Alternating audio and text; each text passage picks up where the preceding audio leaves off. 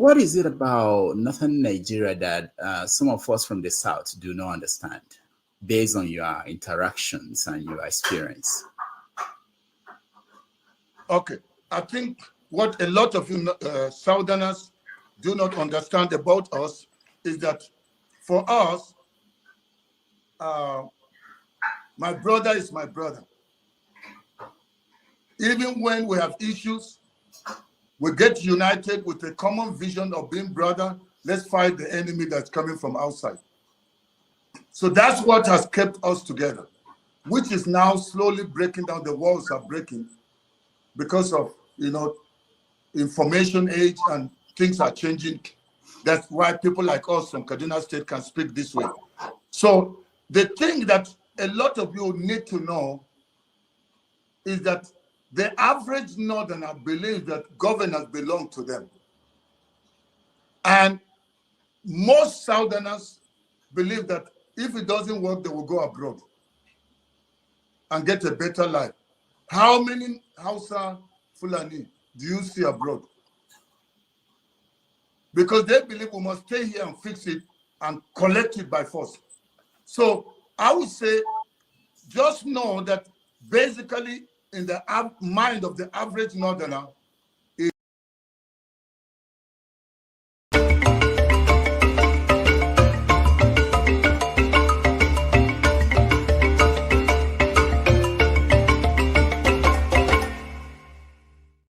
Welcome.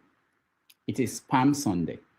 For Christians all over the world, it is the first day of the Holy Week and the Sunday before Easter. On this day, Christians remember Jesus Christ's triumphant entry into Jerusalem. It is 6:30 p.m. in Lagos, Nigeria, 7:30 p.m. in Cape Town, South Africa, and 1:30 p.m. in New York City. Wherever in the world you're joining us, welcome to another episode of 90 Minutes Africa. My name is Rudolph Okonkwo. My co-host, Chido Onoma, is on assignment. As the race towards 2027 quietly gathers momentum, one question continues to dominate conversations across the country. What does northern Nigeria really want? Too often discussed, too rarely understood, the political direction of the North remains one of the most decisive and misunderstood forces in Nigeria's democracy. This week, we take a deeper look. Our guest, Dr. Haruna Goroh, joins us for a critical conversation on 2027, decoding northern Nigeria's political mindset. Dr. Haruna Goroh is a respected public intellectual and policy analyst with deep roots in northern Nigeria's political and socio-cultural landscape. He is the founder and president of GLM International. Dr. Haruna, welcome to the show. Yeah, thank you, Dr. Rudolph. Damaging everything that is evil. Thank you so much. Every evil thing, damage it, brother. It's nice to have you again, and we always enjoy conversations with you, which is what we're going to have today. First of all, let me start by saying happy birthday. I know you had your 70th birthday just a few weeks ago. How was it? I'm telling you, I'm still just trying to recover. Even today, let me see if I have. You see, even today I was giving this. Wow, that's nice. So I'm still in the celebration mood. That's very good. That's very good. How does it feel like being 70? I don't know. Sometimes, in fact, as I look at some of the people my age, and even some younger, some in their 60s that are already maybe 60 or 50 something, they look older than me. So I know that my birthday was actually recorded, so it wasn't that they just got something and wrote it, so and then said, "Oh, you are born the same period as so person." No, they actually recorded it. And then looking at my, when I went to school, when I graduated, Okay, first of all, primary school. I mean, I went through all the years there. Then went to high school, or let me say, the O level. Finished 7 years. I mean, sorry, 5 years. And then went to university, Ahmadu Bello University, and Ango Abdullahi was my vice chancellor. And I've spent there 4 years. And then went for NYC in Lagos and spent another 1 year. Then got, got a job. And then I keep calculating, and it just dawned on me, it's real. I'm actually 70 years old. I don't feel anything. So I've been wondering, how do 70 years old feel? But then it's really the joy. It's a blessing from God that I'm still very energetic, full of vision, still desiring to see a new Nigeria.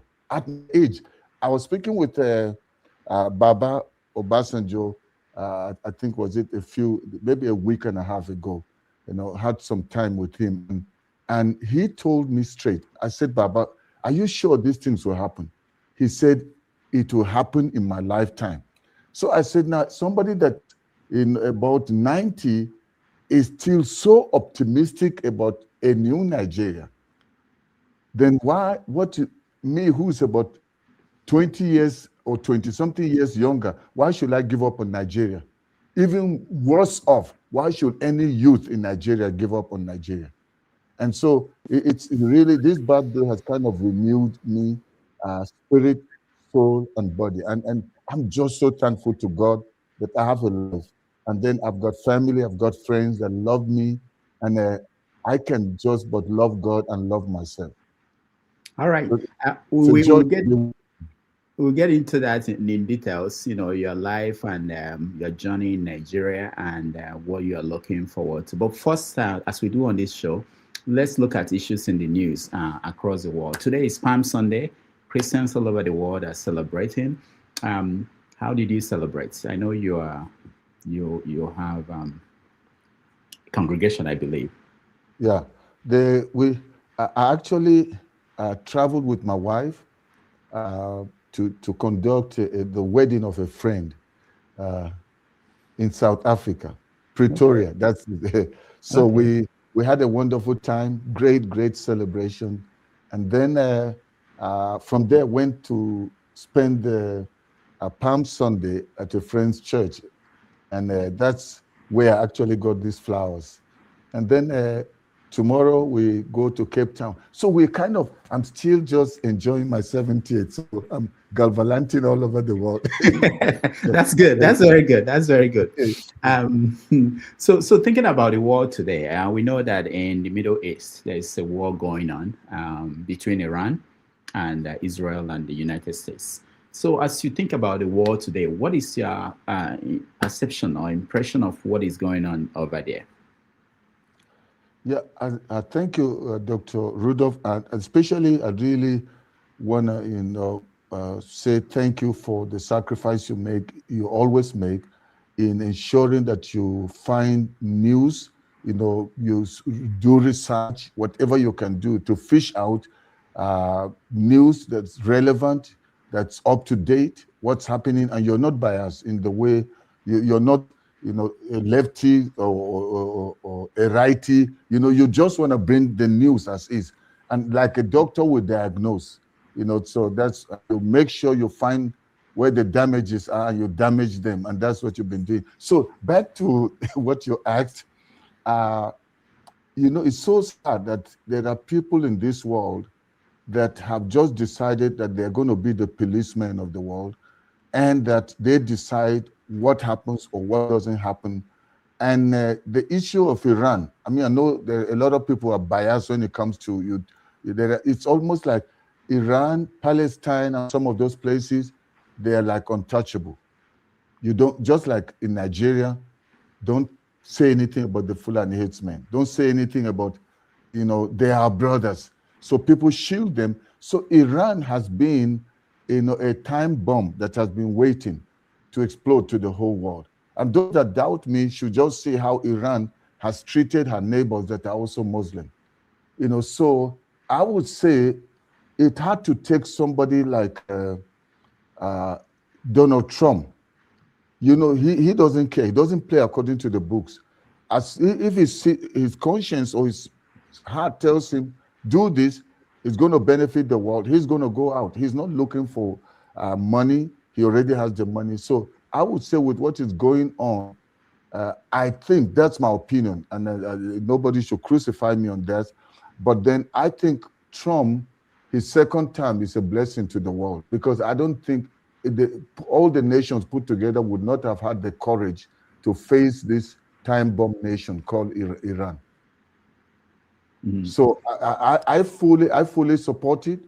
Even if I stand alone doing that, is because people that don't have liberty, don't give liberty to their own people. The way I always tell people that, throw stones and criticize people like Donald Trump, oh, he went to Venezuela, oh, he did this, he did. The question we must see is, what is the body language of the citizens? Where they now calling Trump somebody that's invading a nation, the sovereignty of a nation. The Iranians are excited. They're saying they're going to be free at last. When Donald Trump took out the president of Venezuela, the Venezuelans in millions went out on the street. It's like somebody telling me today, you take out Tinubu, let's see whether if Nigerians will go on rampage, whether they will start burning places. People will celebrate for 3 weeks. The moment Tinubu is out. But right now, they will make it look as if, no, Tinubu is for the people. People like Tinubu, but they don't.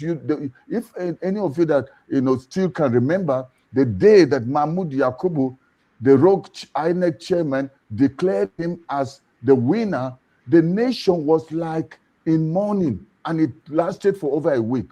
That's when you know that a leader or certain people are being imposed on the masses. So let's stop bothering about people that create fake narratives to satisfy whatever is their own selfish agenda. They should ask the average Iranian, what do you have to say about this war? Are you happy that Donald Trump and Israel have teamed up together to take away this Islamic terrorist regime that you've had, that have given you no freedom for all these years? So the citizens are happy, and then anybody that really loves humanity and your objective, like I am, even though I'm from the north, but I don't reason like somebody whose brain is, I've been to school. So I'm not going to let religion or let sectionalism blind my judgment. So I support the war, and I think Donald Trump shouldn't stop until he wipes off those terrorists. Because do you know that even the one in Nigeria, they are also sponsoring it. So I want them out. So yeah, you talked about Nigeria and the connection with Iran. Can you explain to us how? Because people like us from the South, we don't fully understand the difference between the Islam from Iran and the one from Saudi Arabia. Can you explain to us, being that you understand the North, and where are they influential? Okay, you would notice, Doc, that the question, when you hear about the killings that happen in the North, and then you hear a bombing of a mosque in Kano, a bombing of a mosque or an Islamic school in North West. So you kind of wonder, wait, we thought these terrorists were just going after Christians. How come they also go and bomb or kill or abduct other Muslims? No, the whole thing is about anyone that does not believe in this ideology of conquest, takeover, that does not believe that, this thing about like Boko Haram, Western education, anything that has to do with the West, to hell, taboo. So let's establish Islam, take Islam or the sword. So anyone that is kind of lenient, that believes that humans have a right of choice. If you're a Muslim, that means you are too nominal. You are too on the other side for them. They will come after you. So that's why anybody that is a moderate Muslim, is also a target of these terrorists. And so that's why you see the clashes that go on. But Iran, they're on the hard line. You know, that's where most of the terrorists were, I would say, were almost like birth incubated and released to the world. Iran sponsors a lot of the nations and the terrorists that have been unleashed in different nations. Do you know that people, they even give scholarships to students to go and study in Iran? And when somebody goes from northern Nigeria to go and study in Iran, they pay full scholarship and everything, but it's all about indoctrination and preparing them to be jihadis. And so when those people come back, everything they see is a human being, especially if you're a Christian, you deserve nothing but death. And you know, not long ago, they already issued a threat that Christians should prepare to either convert to Islam or be killed. So Iran has been, among the nations, has been in the forefront. But a nation like Saudi Arabia, that they should have even respected, as it has to do with the Islamic faith, but they have not acknowledged them and have not respected them because they see them as siding with the infidels. You know, they see it like the defiling of the Holy Land when they allow these infidels come and be doing boxing. You know, you go to Saudi Arabia, that's where now it's like apart from going to places like Las Vegas, the other place in the Middle East is you hear all these big, you know, matches are in Saudi Arabia. So they hate anyone, even if you're a Muslim, that seem to not go the hard line. So that's exactly what's going on. And Iran has been in the forefront. Okay. There are people who have been saying that if you look at Nigeria, you see that just like 9/11, that most of the people who did that were from Saudi Arabia, the Sunni Muslims, and that the people who are following the Iranian model or the sect they are the Shiite, and they try to say that the people who are actually causing problems in Nigeria follow the Sunni version of Islam. I don't know. I don't understand this very well. So that's why I was asking to know if you have a full understanding of these differences. But I don't know if you have anything to add. Okay. I think generally, I don't know if you watched a video of when other palliatives were sent for people the end of the Ramadan. And in one particular mosque, they were sharing and there was a fight. I don't know if you saw that. And it was actually, it became tribal. The Hausa Muslims and the Fulani Muslims. And you must know that northern Nigeria before had just Hausas. The Fulanis came from other northern African nations and then took over and conquered and even made the Hausas like slaves. Do you know that if you check the population of the percentage population of Hausas and Fulanis are far less than the Hausas. But as it has to do with power and governance, they believe it is their right to govern any place they go to. So what do? They enslaved the Hausas, and the Hausas became like their slave subjects to them. So even when it has to do with the practice of Islam, you will still see this division between both. And if you see people that were converted from Islam to Christianity, 90-something% of them are people that are Hausas, not Fulanis. They call them Isawa. That means they believe in Isa.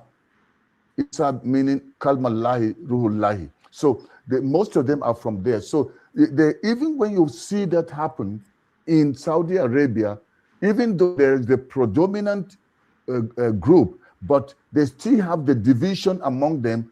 And that's why you will see something like the invasion, or let me say, with the attacks on Iran, Iran decides to also bomb Saudi Arabia and bomb some of the neighboring nations. They are basically trying to say, we are in charge here, and all of you must, if you're not going to side with us or you stay on the fence and not tell us where you stand, we are coming after you before we let you side with the world against us. So it's still around this hardcore, extremist way of seeing things. Allah has given us the world. We are supposed to make sure Allah is king. Allahu Akbar, he must be the ruler. And so anybody that would not take it, you are gone. So even if you practice Islam and it's not the version of Islam, hardline that they believe in, they are coming after you. Since the last time we had you on the show, United States have become involved in Nigerian crisis. They bombed places in Sokoto, and they have over 200 soldiers now in Nigeria. Are you in support of the U.S. Coming into Nigeria? Okay, I mean, a sovereign nation, I would say, ideally, it shouldn't have been. Had the nation or the government of Nigeria showed that they were actually determined to end this insurgence, to end insecurity. But it's a regime or a government where you have, allegedly people that are in government that have been known to be either sympathizers or sponsors of terrorism.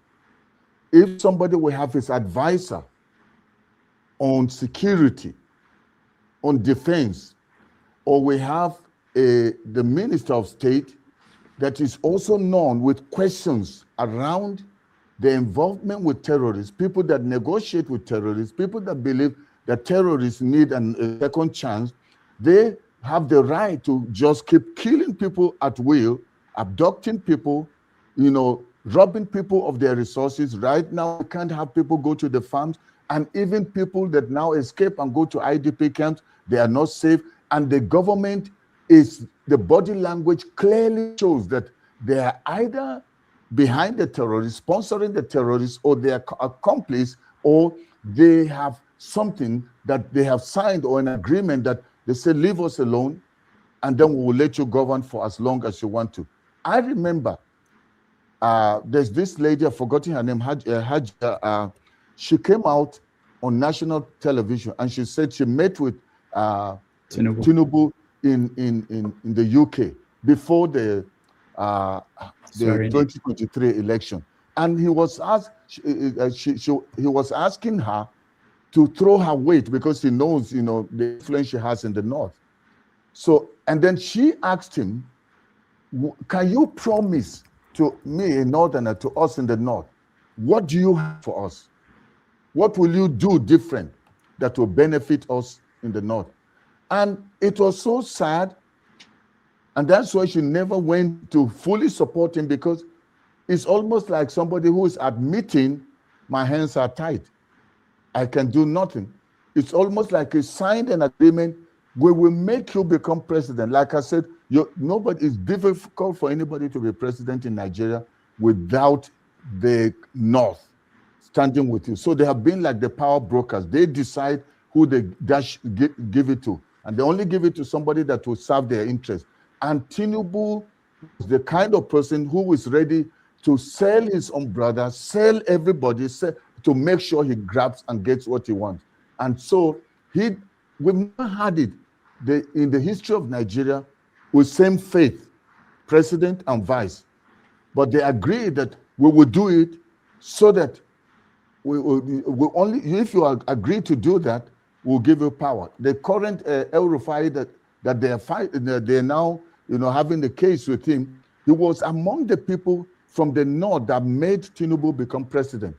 The idea of the Muslim ticket came from him because he already did it in Kaduna State. So I would say the government truly has what it takes to end insecurity within few months, but they are not ready. They are gaining. There's something it is helping them to stay in power. So as long as insecurity continues. I mean, the president, when people are being killed, with the time that the bomb even happened, or where in Sokoto area, where was the president? Was he in Nigeria? How another foreign nation be in your nation and then be throwing bomb, but you are abroad having holiday? It just shows from the body language that truly the terrorists and the government are one and the same. The difference is that one is in the bush and one is in Aso Rock. And some of the enablers that legislate are in the National Assembly. So Donald Trump going there, it's actually a shame, should be a big shame on the government that you can't protect your own citizens. The primary responsibility of any leader or government is the security, the safety, the protection of the lives and the properties of the citizen. But these people, they only know how to protect themselves. You only know we have the police, we've got the army when peaceful protesters go out. The same Tinubu was a master strategist when it had to do with protests. But today, there's tear gas, peaceful protesters. They don't care if Nigerians are being pied every day, they lose their lives, they're in IDP camps, people can't go to the farm, they lose their ancestral lands, and they are busy playing politics and talking about 2027. So they don't really care. If America backs out from this, I'm telling you, Nigeria will be just a killing field. What we have seen in the past will be nothing. If this government continues in 2027, I am telling you, and I'm not a prophet of doom, but the body language shows it. Soldiers are being killed. Somebody is going on red carpet in the UK. It's uncalled for. What history is he trying to make? Let them prove that they can protect lives of people. The red carpet they enjoyed in the UK, they're coming back to the streets that are all filled up with potholes, and people, they have no electricity and all that. And so to me, Donald Trump should please help Nigeria. Because like he helped other nations, and like they are doing in Iran, I actually think that Nigeria's case and situation is worse than Iran. Mm. So Tinubu also announced last week that he had a deal with Macron of France. So he has a security deal where they will help bring equipment and intelligence with France, with Turkey, and with United States, with US troops on the ground in Nigeria. Does that make you feel safe? I mean, thinking that you are from Kaduna, where, northern part of the country where most of these things are happening. Do you feel safer that way? I think President Tinubu is trying to play games with Nigeria. You can't come and Dr. Rudolph, I can't come to you and say, let's sign a deal to make sure that our property, my property, is protected, while you are still just kind of like surveying the area, checking around to familiarize yourself with the area you're going to protect. You have not even given me a report. While you were busy, you notice that there is an enclave, there is a particular place where certain people are causing havoc. And you wanted to send a message that this is what we're about to start doing, and you threw a little bomb there, just to kind of create, an awakening for the people to know this time around is not business as usual. While you are still busy checking and strategizing on how to take these people down, and you have been known all over the world to be the one that can take out any form of danger or threat in any nation, then I don't trust you. I decide to make a trip to Turkey to sign another deal. I decide to go to France, the France where I've spent more days in than visiting trouble spots in Nigeria. So that to me is like you're trying to play with people's intelligence. Just see, I'm trying to do this so that we can bring peace in Nigeria. But okay, why was the denial? Why would they want to pay money to lobbies? The money they could have used to protect people and get them back to their homes that are in IDP camps. And those same people are being abducted in an IDP camp. They've been bombed before. And it's not how many nations you go to seek for help. And you know, with the issue with Macron is that Tinubu, we already know that Tinubu will never do anything with somebody for nothing. He is busy with Macron. That's why they signed the tax. I mean, to say Nigeria of all places, we need France to come and help us. Other nations, Francophone nations, are walking away and saying we need our freedom. He wants to take us to bondage. Why? Because it will cover up their refusal and their secret plan and plot to keep Nigeria with this thing of insecurity so that they can be doing things backdoor. Insecurity is the face that covers the corruption that they are busy with behind. And it's not sincere. Since the last time you were here, the issue of genocide in northern Nigeria, in Nigeria in general, has become a major issue in the news. It was behind the reason why Trump sent in soldiers to Nigeria, bomb places in northern Nigeria. In Congress, U.S. Congress here, they've been discussing that. They've been having sessions where they talk about the situation in Nigeria. How do you feel about where that conversation has gotten to? I really appreciate those that took this matter beyond the shores or the borders of Nigeria. Because if they had waited for the government, it would be away forever. During Jonathan's time, there was a clear body language and a clear policy, and you could see a desire to end terrorism. But the same America we're talking about, the regime of Obama didn't help. It's now becoming public news that Obama withheld the help that Jonathan needed to have ended terrorism, or that would have brought it down. So what's going on in the Congress, what's going on in America, I would say it's really, my advice would be they should take this thing almost the same way they have taken this thing about Iran. Because the situation in Nigeria, if it's not handled well and brought to an end, America will also suffer it. The number of refugees that will have to want to leave the Nigerian nation to seek for greener pastures will be more. So I would say, let the pressure go on. I am fully in support of it. There is genocide.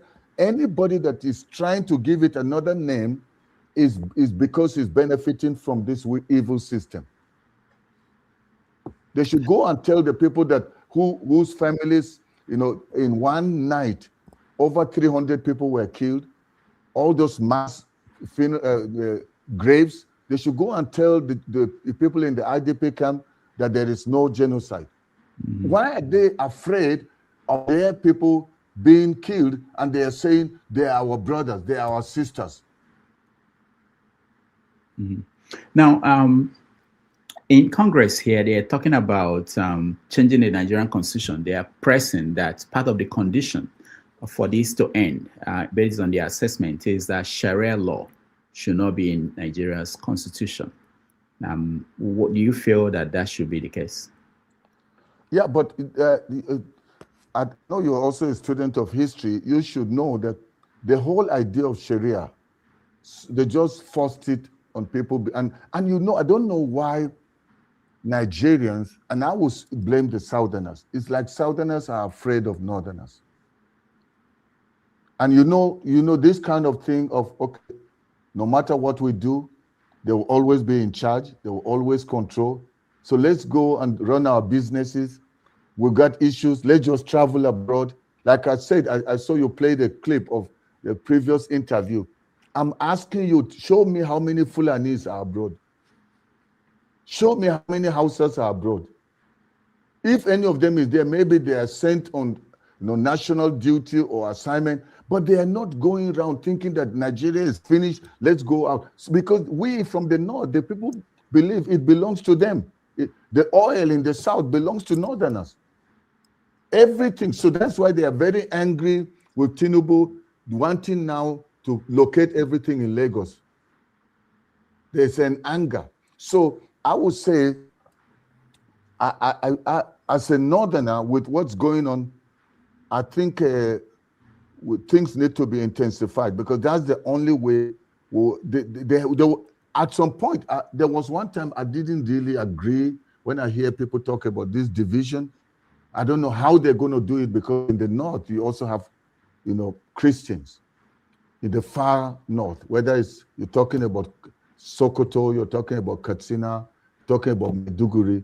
So they will now become the extreme, almost an extinct minority. The people will just wipe them off, unless by the mercy of God. So for me, I don't think that should be the way they should go right now in dividing Nigeria. It's very, very tricky. You go down south, especially the southwest, you see some families, half are Muslim, half are Christian. So it's not necessarily about the religion, it's about the ideologies people have about the religion, and the fact that others don't have a right. They are the ones that have the right to impose their belief, impose their way of life on the others. So my thing will be, if I'm to call the American Congress, call President Trump and others that have what it takes to influence what is going on, I would say we know who the terrorists are. But in being able to know the terrorists, you have to know who is keeping the terrorists going, who is supplying them the weapons, who is the one, which bank do they bank the money that they get from people, who supplies them with helicopters, who are the people in government that are helping to shield these people. If we can identify them, because I know even with what is happening now in Iran, the America and Israel, they're not just throwing bombs on the street, they are targeting people.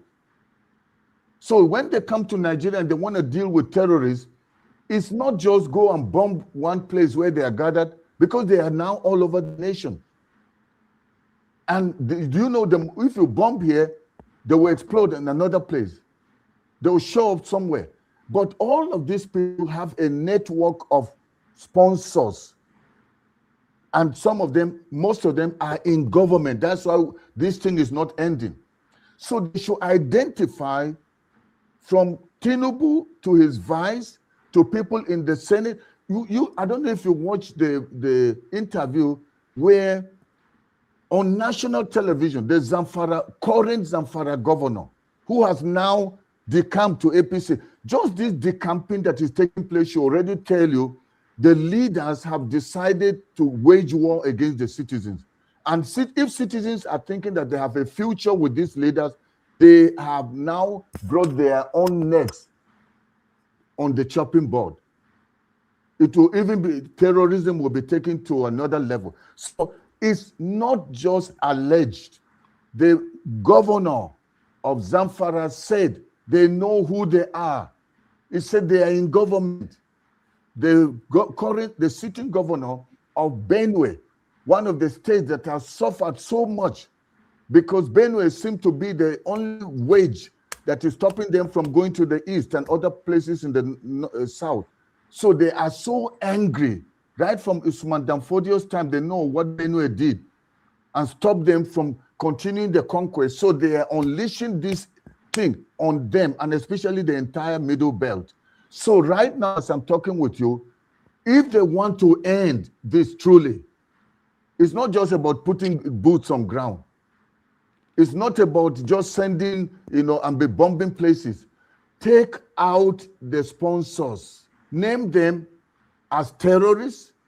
The Fulani Headsmen, the entire Mayeti Allah organization, it's obvious they are a terrorist organization. Any organization that takes pleasure in killing others in mass, they should be designated as such.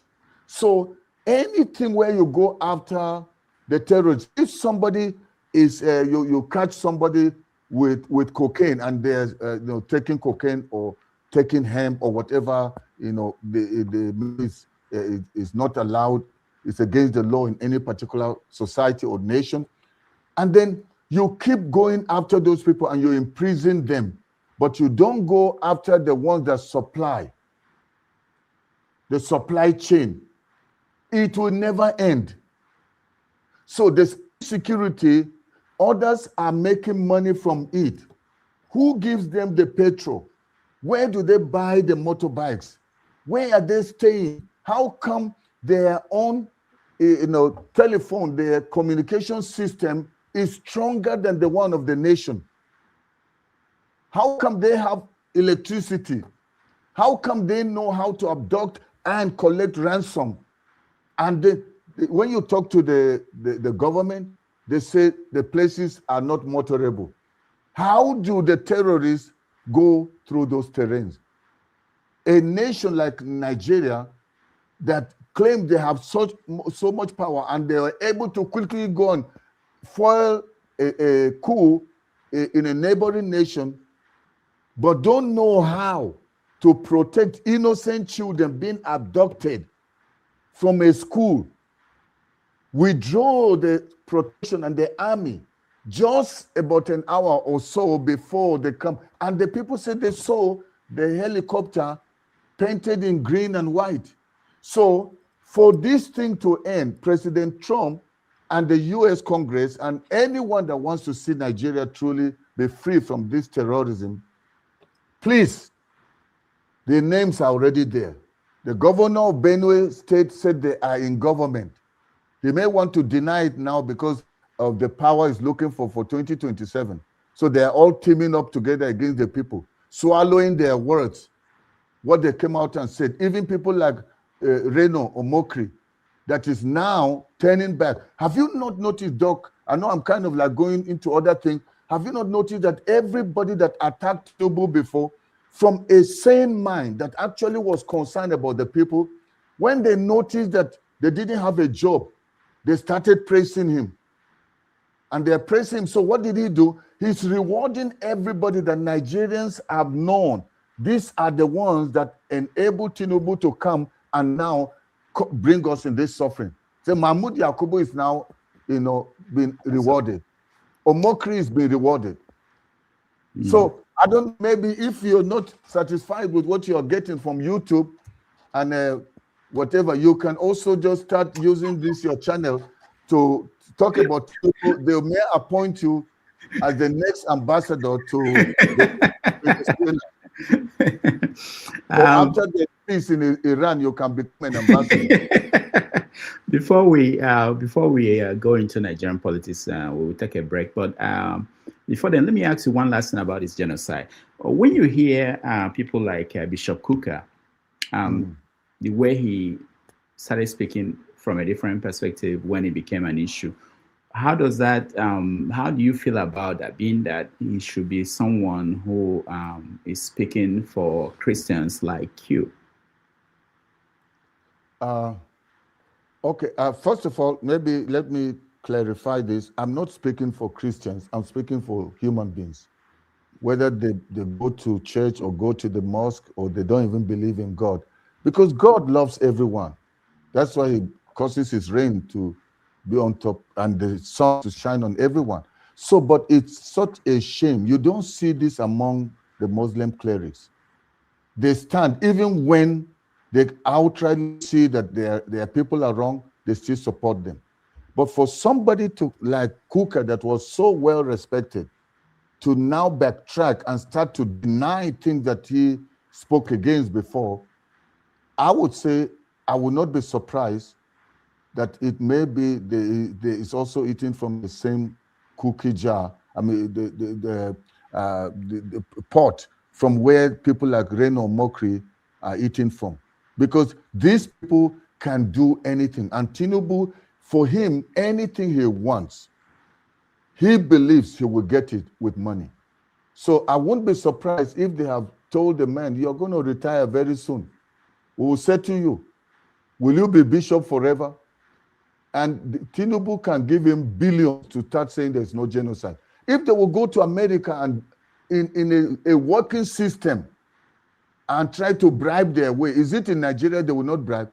Didn't he, before he became president, was he not the bishops he used? Traders and people from the street that agreed to be bishop. And we saw them lined up. So is it too much? Who is Kuka? They can buy him so easy. How much is the Catholic giving Kuka?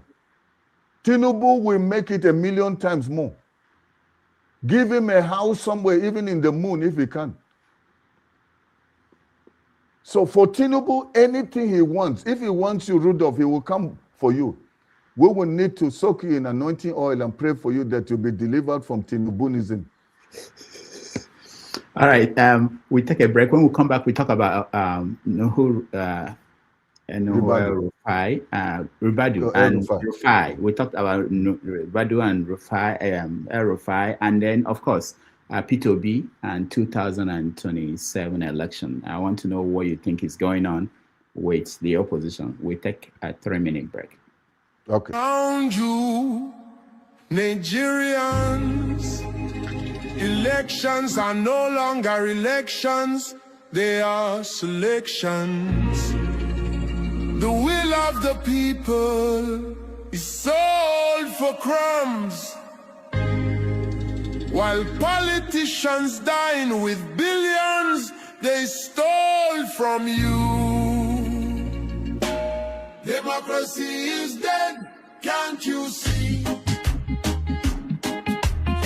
They buy the hungry, they bribe the court. Our nation's future has been sold and bought. Ballot boxes stolen in broad daylight. Thugs with machetes turn off the light. Police stand still, they watch and grin. The system is rigged, the people can't win, they say. Do or die, by hook or by crook they must rule. And you, the people, you suffer, you starve. Yet they laugh in your face and call you fool. Our democracy is dead, can't you see? They buy the hungry, they bribe the court.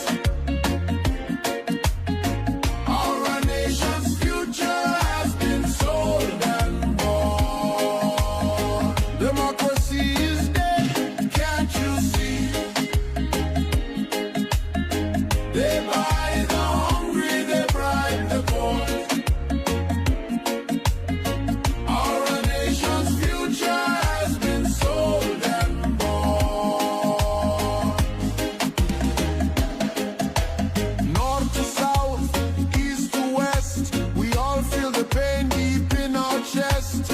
Don't let religion tear us apart. We need one voice, we need one heartland. The system is united against us,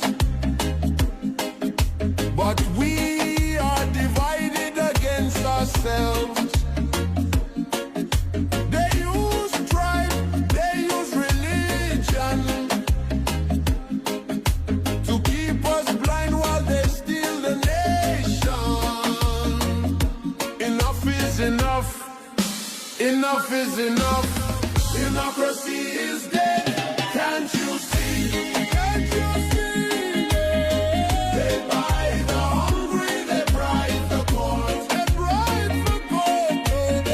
Our nation's future has been sold and bought. Democracy is dead, can't you see? They buy the hungry, they bribe the court. They bribe the court.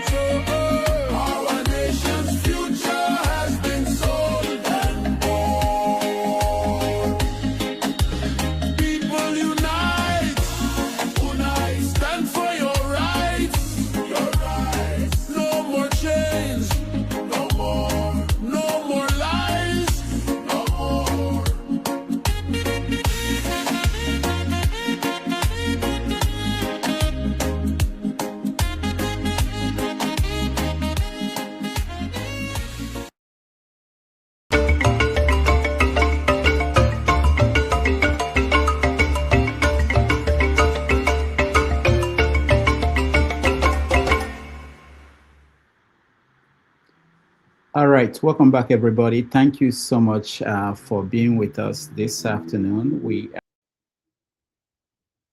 with Dr.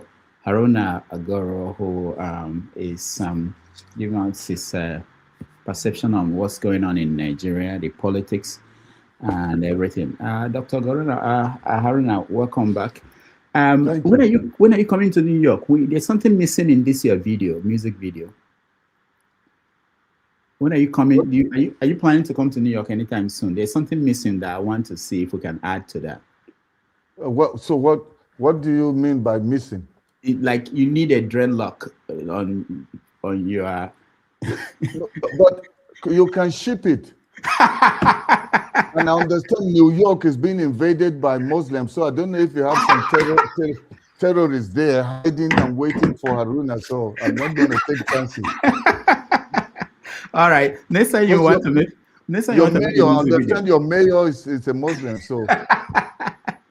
Yeah. I mean, with due respect to Muslims, I know not everyone is a terrorist. So yeah, no. We are good. We are cool in New York. But you need to. I want to see you in a dreadlock and when you perform.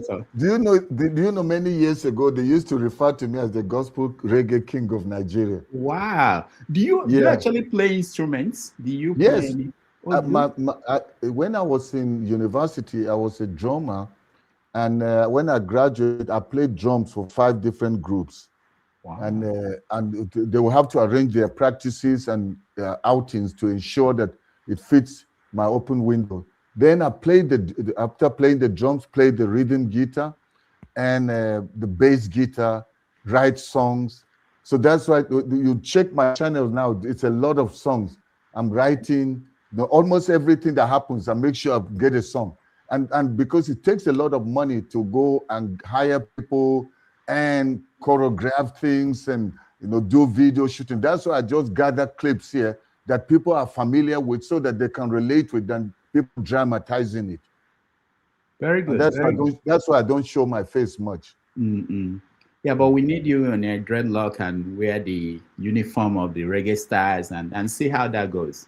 I think if you can wear one, the sample you want me to wear. Oh yeah, I have a lot. I can show you some before the end of this show. I will show you some. That's not a problem. All right, thank you so much. Let's continue our conversation. Let's come home.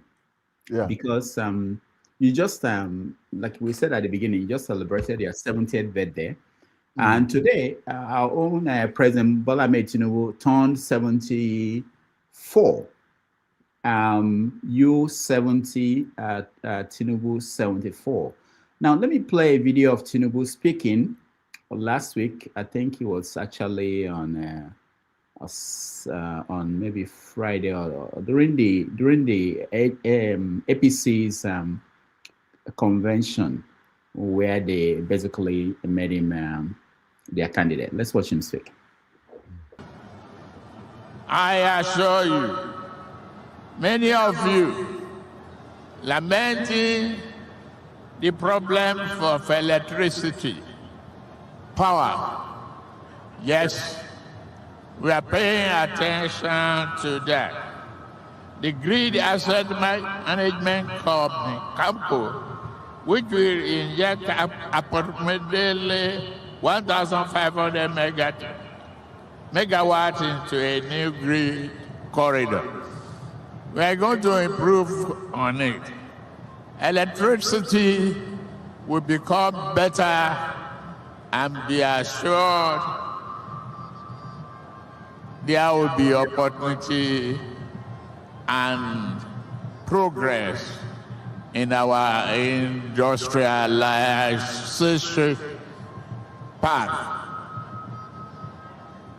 Tonight, that's he's older by 4 years, and this is how he sounds and the way he, I know that he has health issues which we are not aware of the details, but when you see someone like that running a country of 240 million people, hardly present, doesn't attend events, like go and visit scenes of things where things happened, where people died, what normal presidents do across the world, he doesn't do that.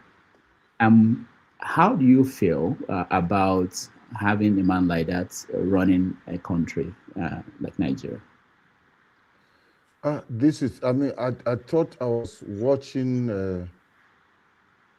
it's sad. I never knew that Nigeria would come this low. We brought to this kind of international ridicule and disgrace. That with all the smart people we have in Nigeria, this is all the best we can offer the people or the world. He's obviously not there. I'm sorry if I use the American situation. We knew how, for selfish interests, how the Democrats were forcing an old man that should have gone to rest until he was nationally and internationally disgraced.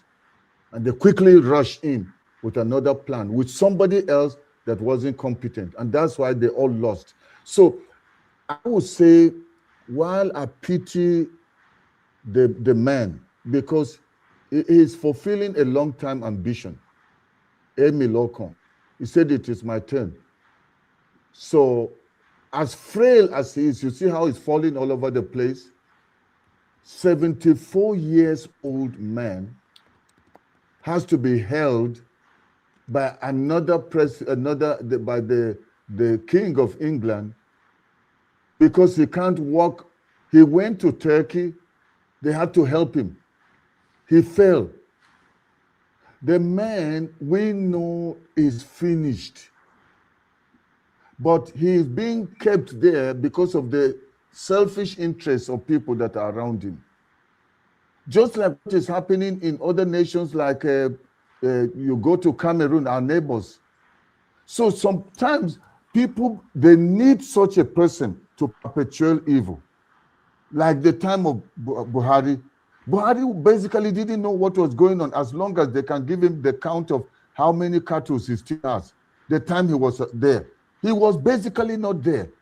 The president of the nation you are in now, they take interviews, spontaneous interviews. He's about to enter the plane. They are following him with interviews. He's in the plane. They're interviewing him. Tinubu didn't even attend one debate before presidency. You can't interview him on any matter. In fact, even if you interview him concerning his family, he may forget the names of his children.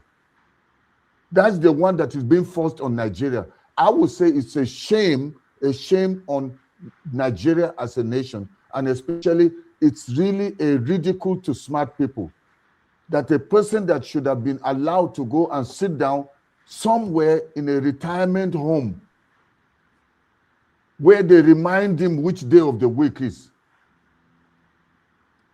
I'm telling you, Rudolph, I don't know, just watching this makes me so sad. And they are parading him and pushing him for 2027. Psychopaths around him. I did a broadcast where I said nobody can convince me that Tinubu hasn't cast a spell on Nigeria. I cannot be convinced. This is a spell. Nigerians are too smart. You know Nigerians wherever they go. Extremely smart. If there is in crime, they are smart criminals. If it's in good, they are smart. If it's churches, Nigerian churches are the best in the world. But it comes to governance. They now have allowed somebody who doesn't even know his name, doesn't know his date of birth. And now what is the Senate or the lawmakers trying to do? They are going to decriminalize anybody forging a certificate. If you forge a certificate, it doesn't disqualify you from becoming a governor or being in the House of Rep or House of Assembly. You can become a president with forged certificate. So what did they do? They just gathered everything about Tinubu that they know has falsehood. And they now use that to make it legitimate. That man was finished. But psychopaths put him there. I'm telling you, if Tinubu continues in 2027, you and I will do another broadcast saying where are we going to resurrect Nigeria? because in fact, that is if we find something to resurrect. Now, at the convention of APC last week, there were 32 governors out of 36 in the country. They have control of the National Assembly, both the Senate and the House of Rep, in terms of majority of the people there. The opposition is struggling. I don't know what, if you're in part of any political party at this moment, but how do you see the game as we approach 2027, the political game? Okay, you know that Tinubu wants to be like an emperor, and he has bribed everybody, he has scared them, hypnotized them to say, because with what has happened with many by-elections, they are not playing according, it's not politics or democracy, it's about buy off everybody, impoverish them, then buy them off. So what is happening, those people, all those so-called governors that are decamping, and now they are 32 out of the 36 states, and then he planted Wike in the FCT for the same purpose. He simply wants to declare himself a life president. This whole thing is about that. It's beyond 2027. That's why you're hearing them begin to kind of sing it or bring it in a little bit until people accept it as what should be. Because the Senate, the House of Rep, is a rubber stamp. They are like bomb boys. Whatever he says, Tinubu on your mandate, Tinubu on your mandate, we shall stand. Where do you see that happening? Can you imagine that happening in the US, where senators, even Republican senators, saying, Donald Trump, on your mandate, we shall stand. But these people, you can see they're like zombies. They're so helpless. The spell of Tinubu has gripped them, and they are scared of losing the election because they know with the APC and Tinubu, there's nothing like credible election. Forget it. For them, it's all about buying votes, using the INEC, using the judiciary. Everything is about use money against the people. So what I would say is that 2027, they've already sealed it that Tinubu will continue. But that will only be possible if Nigerians allow it to happen. They've used fear, intimidation, and everything in their evil book to ensure they destroy the opposition. They're planting people. So that's why there's no opposition. And they're still busy, even right now with ADC, they're busy working to destroy it. And I'm sorry to say this, somebody like Atiku, if Atiku had been smart enough and thought about Nigeria, he should not have been thinking about running. It would have been an obvious run between APC and ADC. But right now, as I'm speaking, they still don't know who is going to be their flag bearer. And the APC did their own ahead of time so they can position themselves to squash the opposition and create factions among them. So going forward, Doc, my call will not be to be any politician, not even Obi, because Obi is only one person. But the spontaneous, or let me say the organic young people or supporters that are behind him, those people are not people that are concerned about a political party. But because you can't elect, I mean, somebody cannot be elected unless he belongs to a party. That's why they are now registering under ADC. So going forward, Nigerians must stand up against these 32 governors, stand up against the Senate, stand up against all the lawmakers, stand up against all these politicians, a few of them that have ganged up against 240-something million Nigerians, because these people are not up to 5,000. But they have ganged up against a nation of millions. So if Nigerians, if they continue in 2027, it's not because of Tinubu. It's not because of the governors. It's because of Nigerians. If they can come after robbing you dry, you are dying of hunger, and then they come and give you a bag of rice. They gather you in stadiums. Money they stole from you, they now start to share it to you. And then you go there, Ebola on your mandate. I would say the problem is not with the politicians, it's with you. So Nigerians are the ones that should free themselves. And if this thing about allowing the so-called city boys to come and brainwash them, Tinubu's son is going around brainwashing people, and gullible people are falling prey. But Nigerians need to wake up and say enough is enough. Tinubu has lied on every turn. He said, if I don't give you electricity in 4 years and I come for re-election, don't elect me. Why should they endorse a person that has taken the state house away from the national grid? He has said to everybody, stay in darkness, but will do nothing. If you get in 2027, what we're having now will be like heaven on earth. So Nigerians should stand up and say enough is enough. These politicians that were voted under different platforms and parties that went to represent our interests, they are no longer representing our interests. How will somebody that was voted under LP, voted under PDP or AFGA or any other party, then suddenly they all come to one party? No, that's too obvious.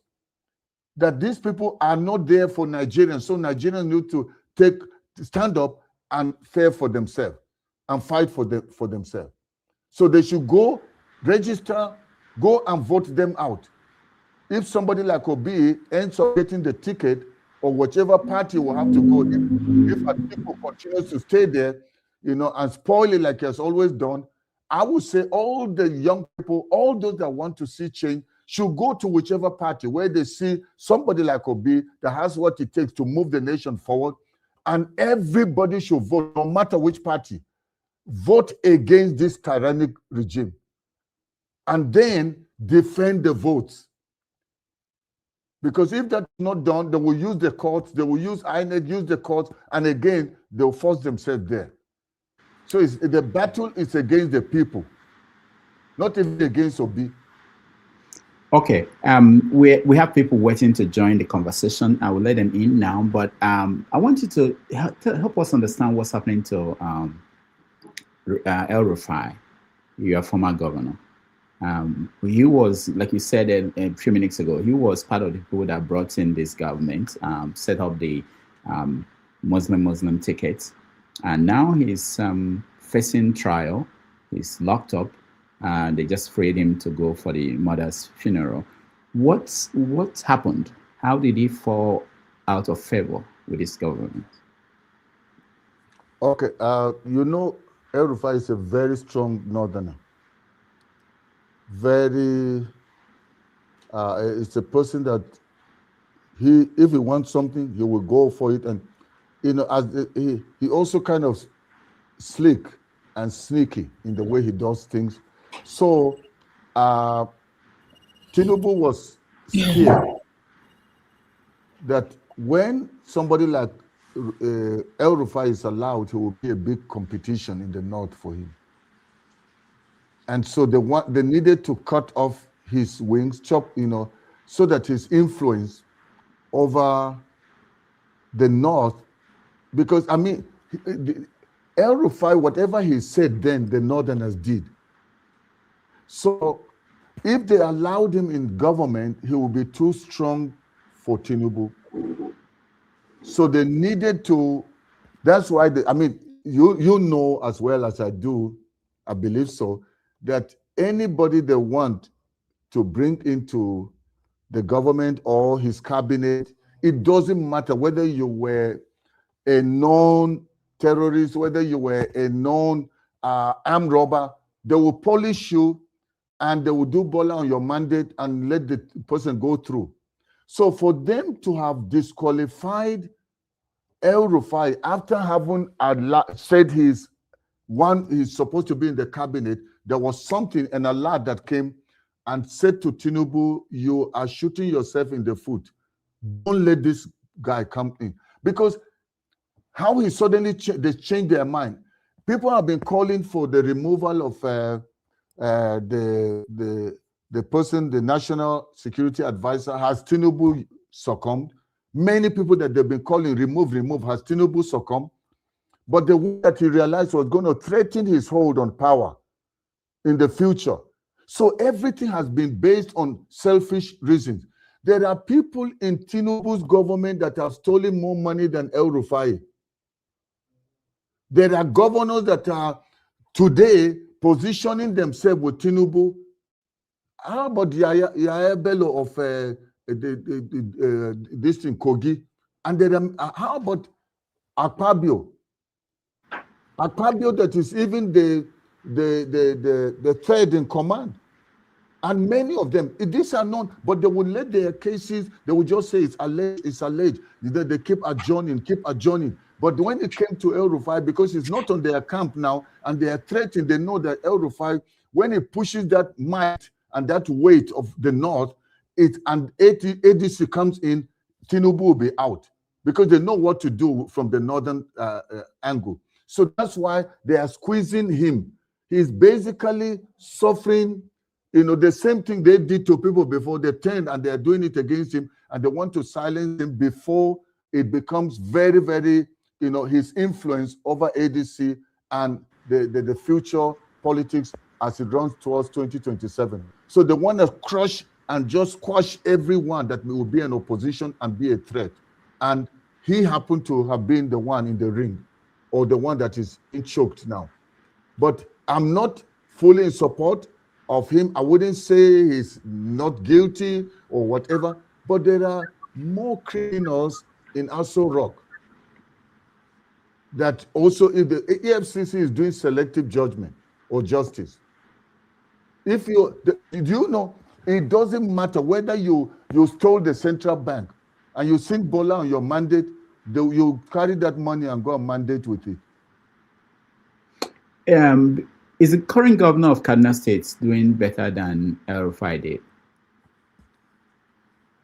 He's just a smart politician that knows how to play politics with the people. And, I can be injecting you with something and be feeding you and be telling you. So they are all doing the same thing. It's just that El Rufai was kind of a very tough, ruthless guy. But he wasn't subtle. But this guy is subtle. Still biting you. A snake is biting you, but I'm feeding you with ice cream. So to me, it's the same. It's actually the enemy you know outrightly, you can handle easier than the one you don't know. And that's how I see the current governor. All right, let's get to our people who are here in the studio. We give them a chance to ask you their best question or make a comment. We start with you, Tony. You are on. Greetings, Dr. Damages. And greetings, Dr. Haruna. I've been following you. I thank you for the various interventions that you have, been involved with in trying to resolve some of the problems that we are grappling with in Nigeria. Now, you are a Northerner and a Christian. And I am wondering why is it so difficult for you people to find a way of defending yourself, just as General T.Y. Danjuma has advised? That's my question. Thank you. Okay, thank you, Tony, for that question. Our problem is not the terrorists. Our problem is the terrorists in Aso Rock. They will defend and protect the ones that are killing us. But if one of us get up to defend ourselves, and it leads not just to the loss of life of human beings, to the loss of a cow, Tinubu's government, starting from Buhari till now, a whole community can be wiped off because of one cow. So our fight is not against the terrorists in the north, it's against the government. Because they don't, when our people are being killed, they don't send, even when there's intel ahead of time that this is going to happen, they wait until the people have been killed, then they come. And even with what happened not long ago, and there was a report that came out saying that these are the number of people, the one that happened in Kaduna State, they denied. So a government that is busy spending more money in denial than accepting. So how are we going to protect ourselves against the government that have the police, have this thing? But we are confronted by three forces: the terrorists, the government security apparatus, I would say the police, the army, and then the politicians. All of them have teamed up against us, from especially the middle belt. And that's why it's difficult for us, even if we want to stand up and do what T.Y. Danjuma is advising. He doesn't have the power. He's retired. You notice what is happening now to General Christopher. The moment they played politics on him, the same person that was calling, let's kill the terrorists, no negotiation. Now they use politics to bring him in. And now he's going to do Bola on your mandate in the UK, while fellow soldiers are being killed. I'm telling you, Nigerian government is a terrorist organization. And so it's difficult for anybody to stand up and say they are doing self-defense when the government, I mean the army, the police will be unleashed against you. So that's why we're not doing anything. The vigilantes, they go after them. When the community get together and say self-defense, they come and arrest the people at night. Or they go from house to house arresting them, imprison them, and some of them we don't even know whether they are still alive. All right. So sorry. What is the way out? I mean, you can't just be killing and killing and killing. What's the way out? The way out is that every Nigerian that is tired, not just from the north, vote out outrightly, come out in mass. Make it so difficult that Tinubu should not even get 20%. And let every Nigerian, because there's a power of number. If every Nigerian from north to south decide this time around we will not be bought, we're going to take a stand. Because everything is about the heart of the person that is, everything rises and falls on leadership.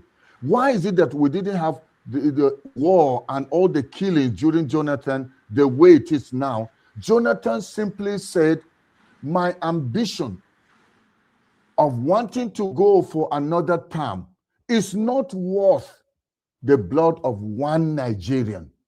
We know that Patience did not even attend the handing over to Buhari. That's how angry she was. She felt like, why would you just let this thing go? You have the power. But the man had a conscience. But this current government, they have no conscience. They are diabolic, evil. They hate Nigerians. And that's why all the politicians are gathering together against Nigerians. So only Nigerians can free themselves. Thank you, Tony. Let's go to AY. Yeah, Dr. Haruna Goroh, good afternoon, sir. Thank you. Good afternoon, everyone. Yeah, I have some problem with your submission. I know Dr. Dameji said it seems you are speaking for Christian. You said no, you are not. It actually sounds you are speaking for Christian. I really have problem with this kind of support, because I feel like we keep dividing the country along religion line, intentionally or unintentionally, religion or tribal line. And I have problem with a lot of your submission. You were praising Trump for invading countries. Your argument was there is protest, people are happy, blah, blah, blah. Even in America, as we speak, there is a big protest going all over the country. The phrase is they don't want a king because America is a constitutional democracy. They want the president to follow the rule of law and respect the rule of law, which is not doing, and the country is not doing good. The question you ask yourself, this rhetoric, will it be okay if another country invade America to defend, to protect the people? The other thing is, you spoke about Iran. It doesn't seem you understand what is going on in Iran, in that region. I think you should learn more about that. The Shia group in Iran, the Shia Muslim, they are just 10% of the Muslim group. Iran they don't have any link with a major terrorist group in the Middle East, especially like the ISIS, the Al Qaeda. These are groups that were documented, the CIA sponsor. As you can see, the president of Syria today, he is from those groups. He's a friend of America. He comes to White House and play around. He was a leader of the major group. So you can learn more about him as well. And the other thing is, you also have problem with a Muslim being mayor of New York. You just joke with that you think it's funny. I don't think it is. I don't think we should be thinking along this line that the leader should be Christian, Muslim, whatever, Igbo, Hausa, Yoruba. Especially with you elders, I think we have to encourage a culture of unity where the leader is going to be somebody that is detribalized, that does not have religious issues. I think these are major issues. That when I look at from 1989, I usually give a lot of credit to Obasanjo because I feel is the one that is close to that group. I have problem with other presidents. We don't need this kind of leadership in Nigeria. I think this is the major problem we are having. But my final question. So in Israel, they actually banned Catholic church leader from Palm Sunday Mass. This is the first time it's happening in the century. During Ramadan, they stopped the Muslim from accessing the Al-Aqsa Mosque. What do you have to say about that? Thank you. Yeah. Okay. AY, I don't know what that short form means, but then it's okay.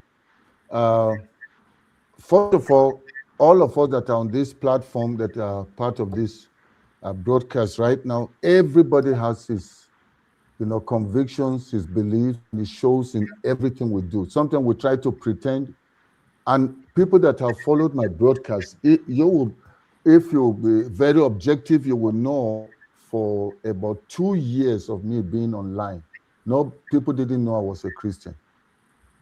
They didn't know whether I went to church, whether I preached, which religion I belong. They just know I'm from the north. They just know I'm from Kaduna. They don't even know where in Kaduna. So I've tried to stay very neutral and objective, and still am. And that's why I believe in Jesus, but you have never heard me mention Jesus, because we're speaking about the suffering of Nigerians. I know it's because he brought other things about America. My primary concern has been Nigeria, not even America.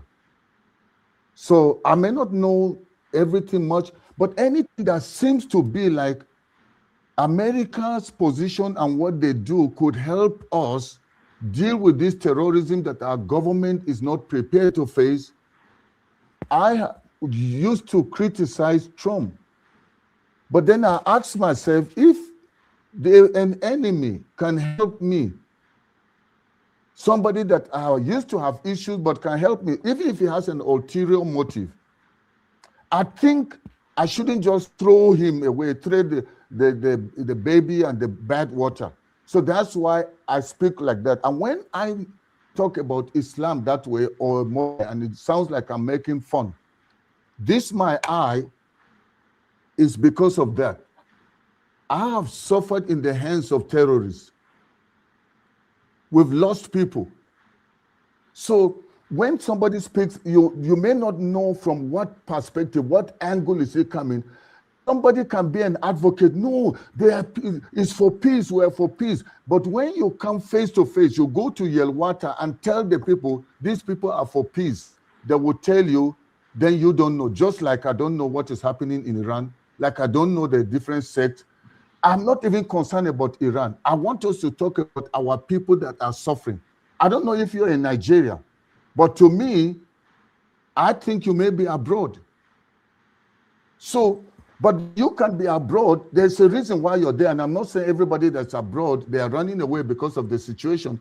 But imagine with the wisdom, the knowledge we have, the skills we have, the brains we have, and we will have somebody, such a person that is not even fit to govern a local government, but is governing the whole nation. So anybody that can help us get there to take them out, that these killings can stop. So if it means America will do it and the rest of the world will pretend as if nothing is happening, people in Nigeria are fighting for 2027 while people are being killed. The army, a military guy, a soldier comes out to say all these politicians should send their children to the army. What did they do? They dismissed him. So people have no voice. So for me, my concern is not Iran. It's not America. It's not even New York. My concern is what happens in Lagos, what happens in Maiduguri, what happens in Boko, what's happening in Nigeria. So whatever discussion we can make and finally get to that point, if the guy of China that America don't like, if he's able to help bring this insecurity to an end, I am for him. I am not a person that is religious or talking about tribalism or sectionalism. The time has started to talk about we need a government that works. The people that attacked me the most were my northern brothers and sisters. Some of my family people are Muslim. My mother was a Muslim. My father-in-law was an Al-Haji. So it's not like we're against a particular religion. But my question is that if 90-something% of the people that keep going out and killing others in the name of their God, shouldn't the whole world gang up and say, we know the common enemy? Then we say, let's just understand them. No, let's not talk religion. But they are using religion to come and wipe off your children. You say, no, it's fine. You know, it's their right. It's their religion. That's how they believe. No, I'm going to speak. That's why, as somebody from Kaduna State, I've decided I'm going to expose our people from the north. They've lied to us. For years, they told us, don't accept anybody from the south, especially if they're from the southeast. They believe they can get the resources from the south. But the people are not good for governance. Then small time we say, we are all Nigeria. It's a lie. Somebody is benefiting from this. And I have brain. I went to school. And I'm too smart, even at my age, 70 years old, I'm too smart to watch these people play games on us anymore. And many Northerners are waking up to that. And they are very angry. They are not happy with what is going on. And if you are from the South, I am pleading with you. Sometimes we think you are the problem because you just go on as long as you can run your business. As long as people can go and drink ogogoro, they are fine. But if these people come down south, all this ogogoro will end. So, and I'm saying, in fact, cancel everything I said about Donald Trump. Remember everything I said about what's going on in Nigeria. You have a right to believe. Thank you, Dr. Thank you. Thank you, AY. Mr. James, you're next. Yes, thank you very much for coming. I'm sure you can hear me. Yeah, we can hear you. Okay, right, good.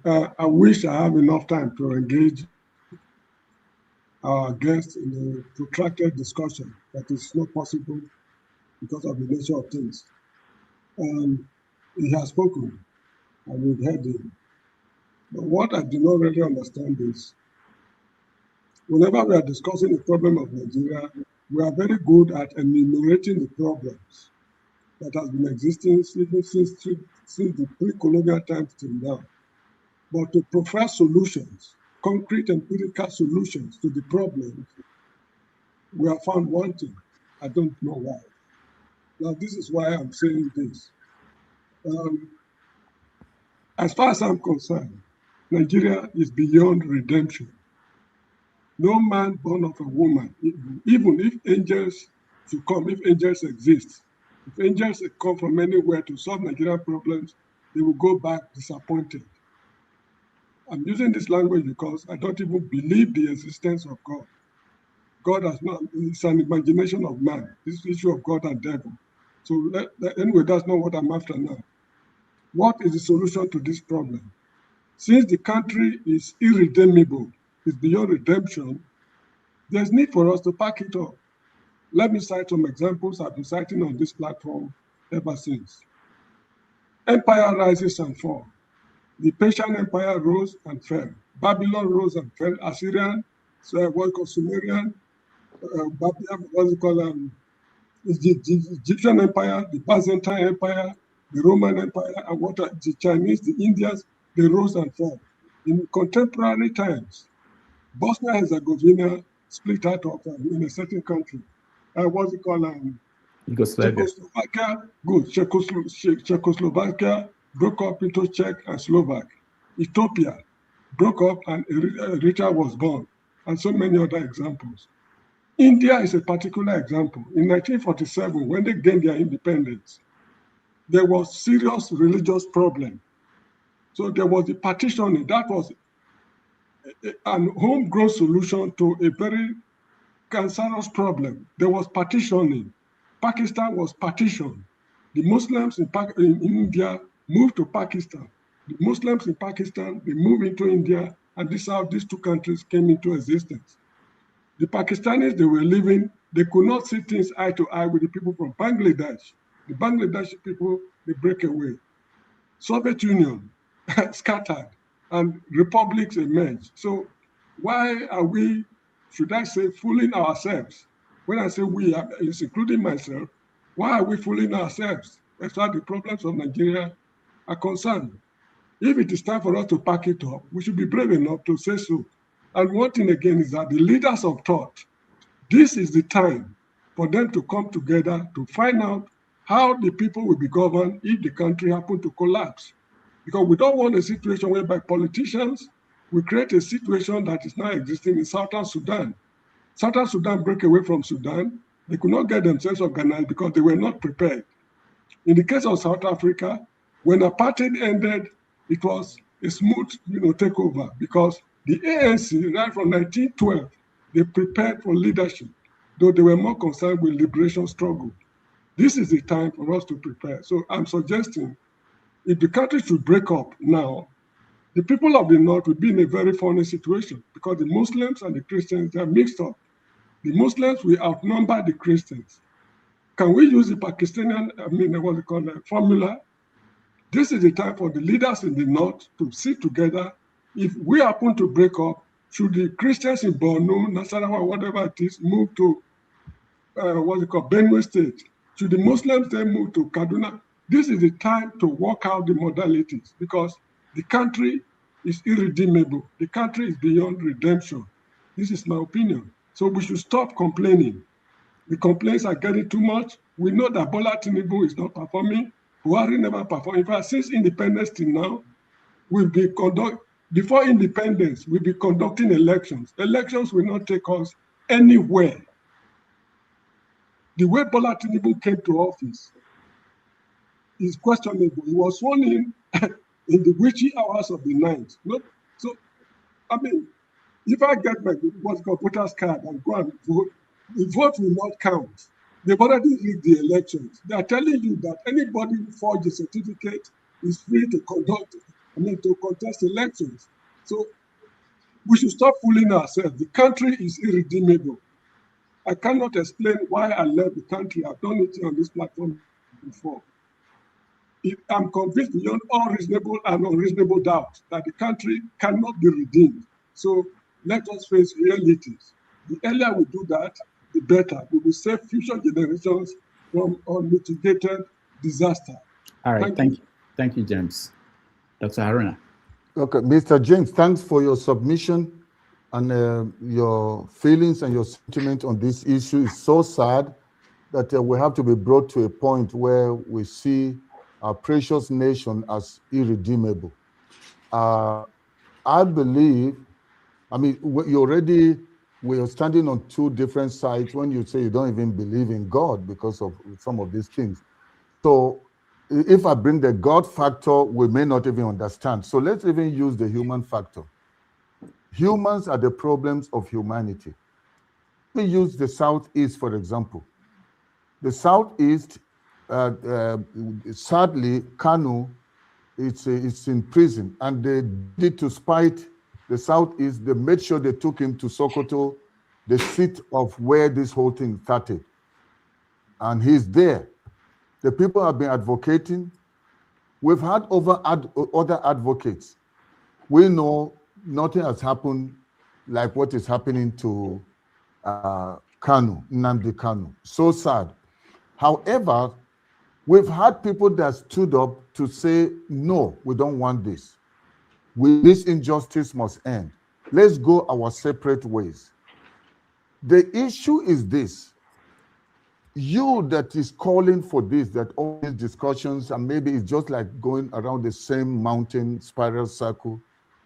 When you say, let's go our separate ways, this thing is not working. This Nigeria, it's almost like there's no Nigeria. So to recreate, who will champion it? Who will mediate it? Who will advocate? Who will call for that convergence when we can say today, on so-so day, we are going our separate ways? This thing was handed to us by the colonial masters, and they did the division ahead of time because of their own personal interest. And they left us now together, squeezed in this marriage that we're now finding out that is not working.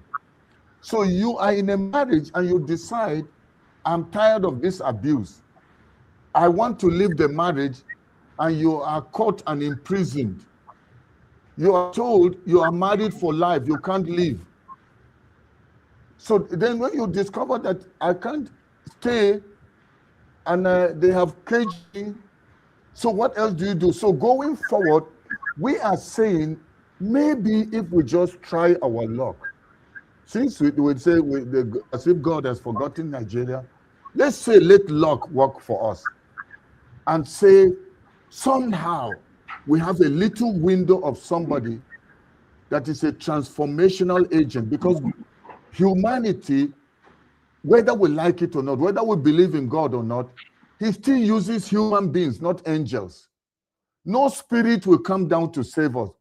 We that created the problems we are living with, we still have to be the one that must reason and come out and solve it.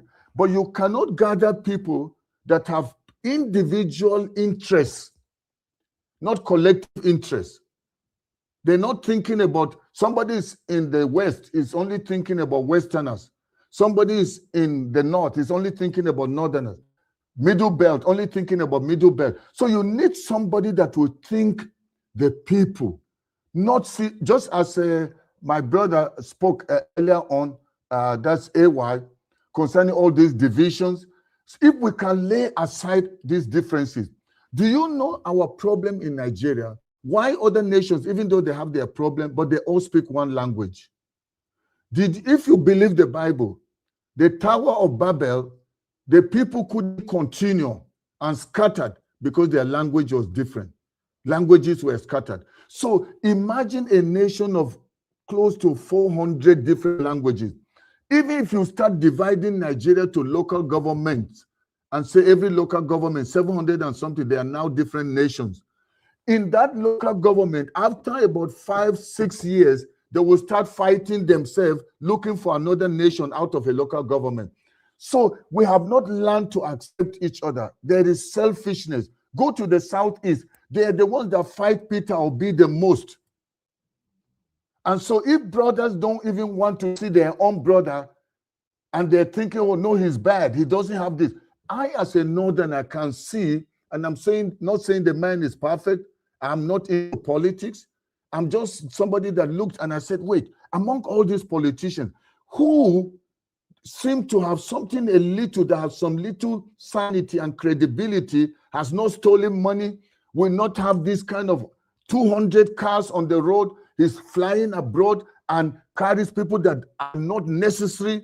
And I'm saying, it looks as if it's only this man, Obi. Till today, I've never met with Obi. So it's not like he gave me anything. And I'm just a northerner who is saying our northern brothers have lied to us enough.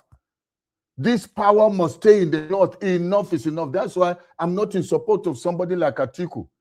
If we can find other people from other regions that have what it takes so that they can bring Nigeria to a place where we're able to discuss as people that are thinking Nigeria, not personal interest. You need that forum before they can now say, this is how we are going to let people go their separate ways. But currently, we have been boxed together. And if you want to go out alone to advocate, they will crush you because they know people like you are standing against what they are gaining from. So going forward, if you have ideas on how we can do it, share it. The world is all about ideas, but let's not forget, everything runs on interest. People will crush you and kill you if they think you are coming to divide this nation today and they will not get the oil. The power will be decentralized. They hate it. So to me, I would say instead of just giving up, throwing in the towel, if you are abroad, imagine if those nations also gave up on their nation. Because as you talked about the different revolutions, sometimes there has to be death before life. There has to be loss before gain. So in the fight to see the birth of a new Nigeria, we will lose people. Some people will be misunderstood, like I've been misunderstood by my own people. I'm being seen as a traitor, as if I've been bought over by the South. All right. Thank you, James. Thank you, Dr. Haruna. Let's go to Maska, who's joining us from Nigeria. Maska. All right. Thank you, Mr. Rudolph. I can see you're lenient on me. You're paying attention to my flight that I'm coming in and going. And yes, I thank you for jumping.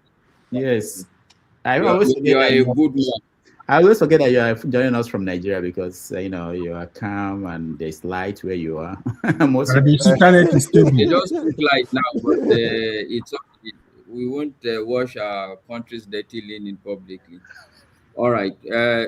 So thank you. Sorry, Maska. Sorry, before you go on, we don't need to wash.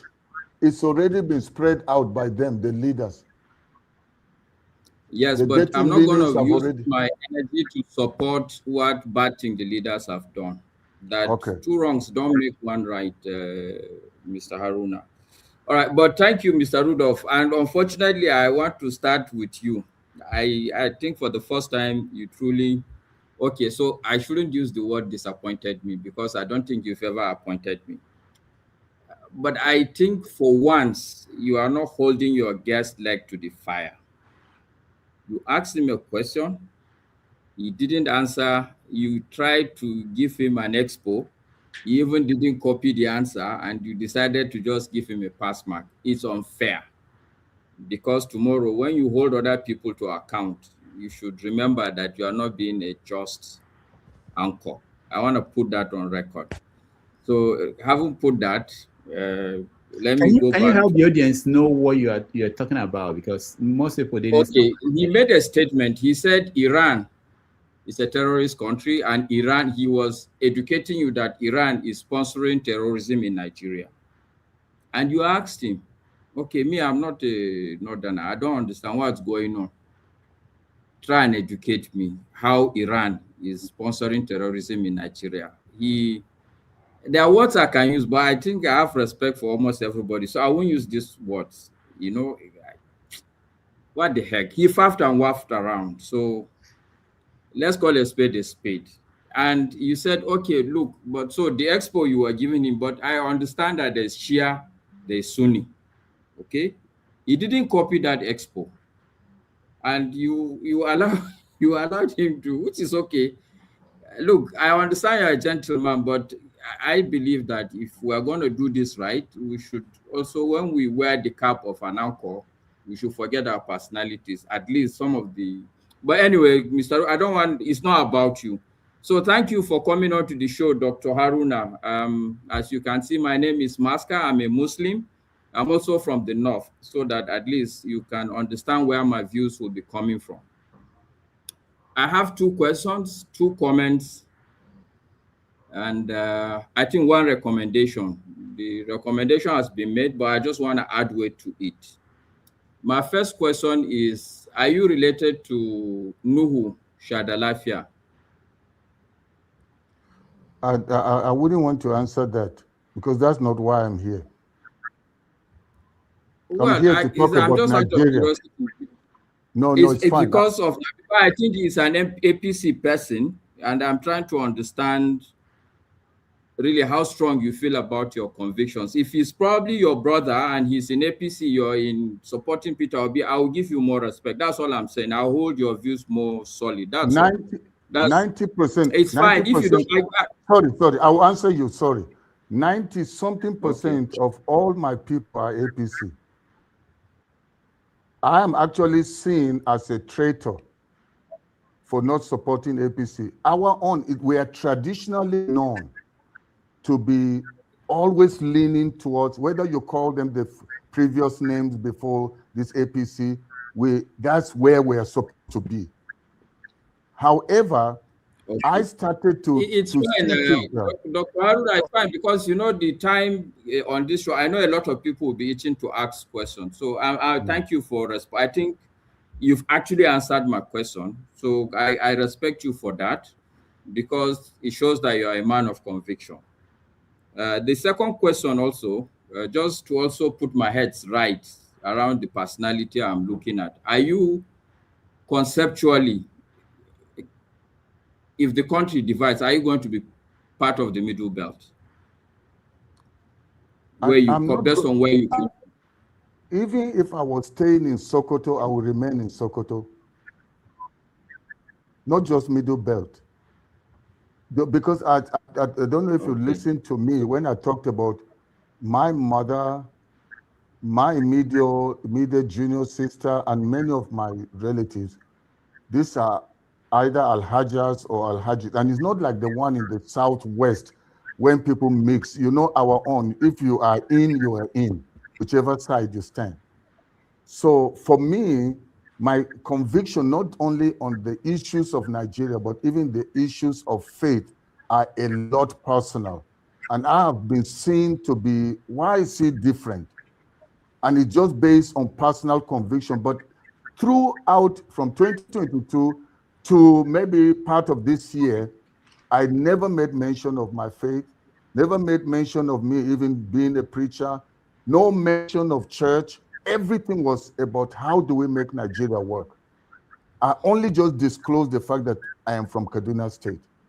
No, I know where you are from. I know exactly where you come from, even in Kaduna State. And in my mind, if the country divides, your place is not going to be in the middle belt. But that's beside. I know that. I know. I'll be in the north. I just wanted to find out from.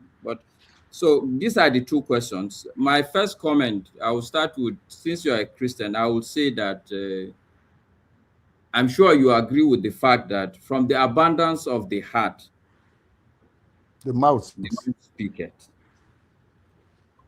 Now, it's very obvious to me, and somebody also on the panel have alluded to that fact. It's very obvious that when you speak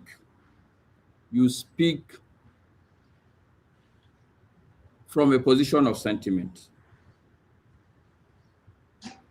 And I think it is not okay, because I believe that a role comes with a lot of responsibility.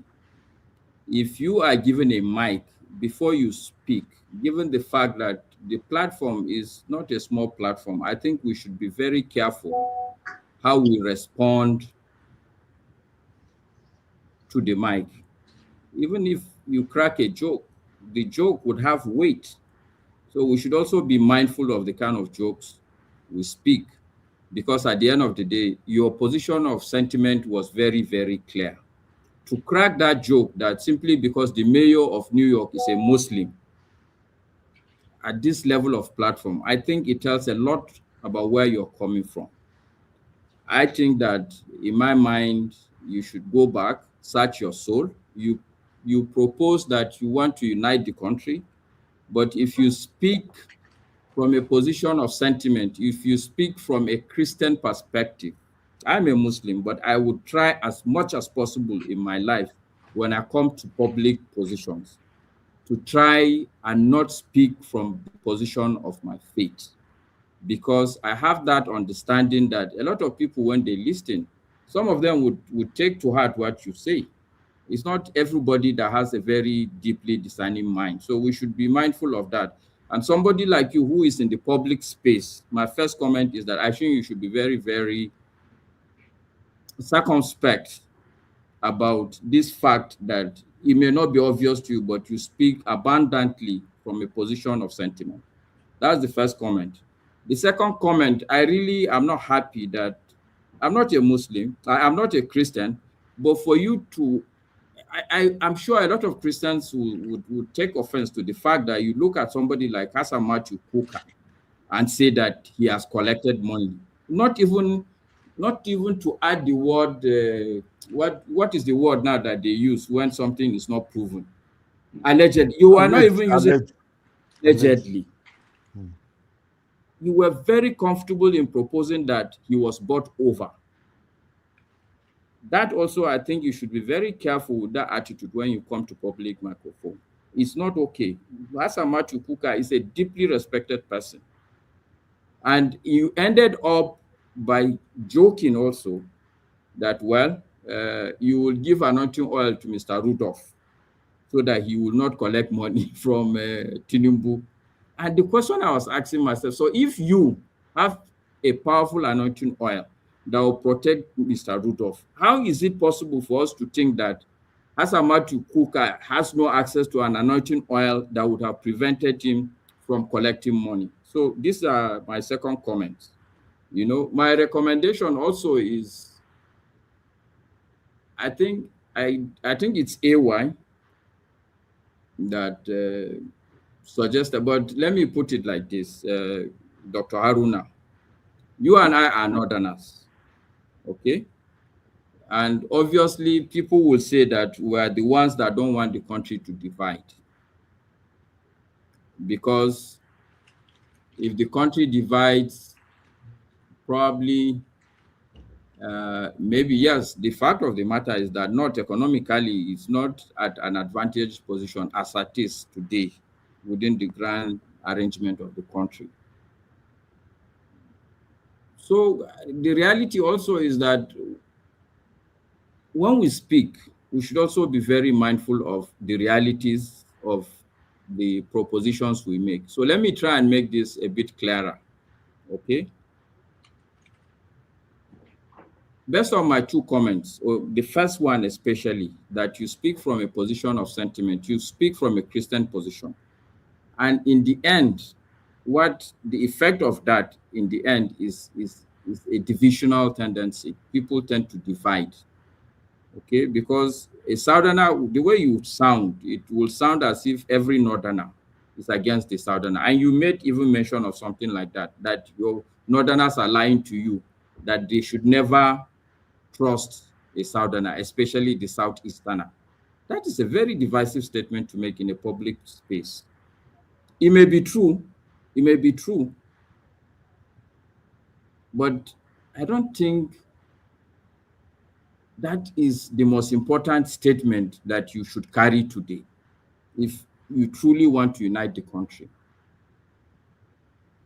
So my recommendation is you. Can I ask you something? Sorry, can I ask Doctor. you something? Let me ask you something. Once I finish, it will be up to you to respond or say whatever. But if you want to ask, I'm willing to. Go ahead and ask. No, because each of us, everybody that has spoken here or in previous broadcasts, whether I'm watching Rise or I'm watching channels, everyone have had, every political party that comes, they speak from the position of sentiment. When I hear Gumi, I hear the position of sentiment.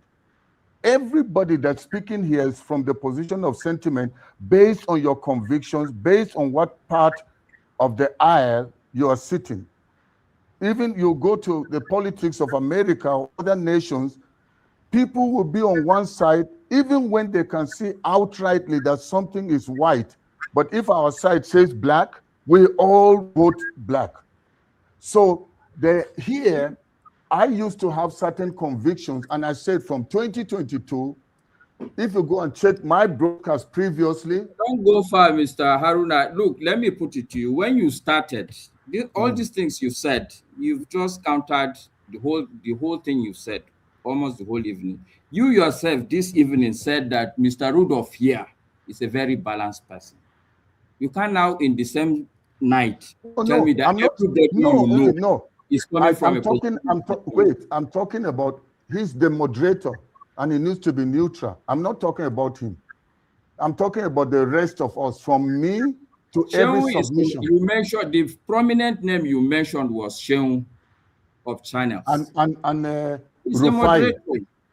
But Rufai is the moderator. Wait, but do you know people have labeled Rufai as partisan?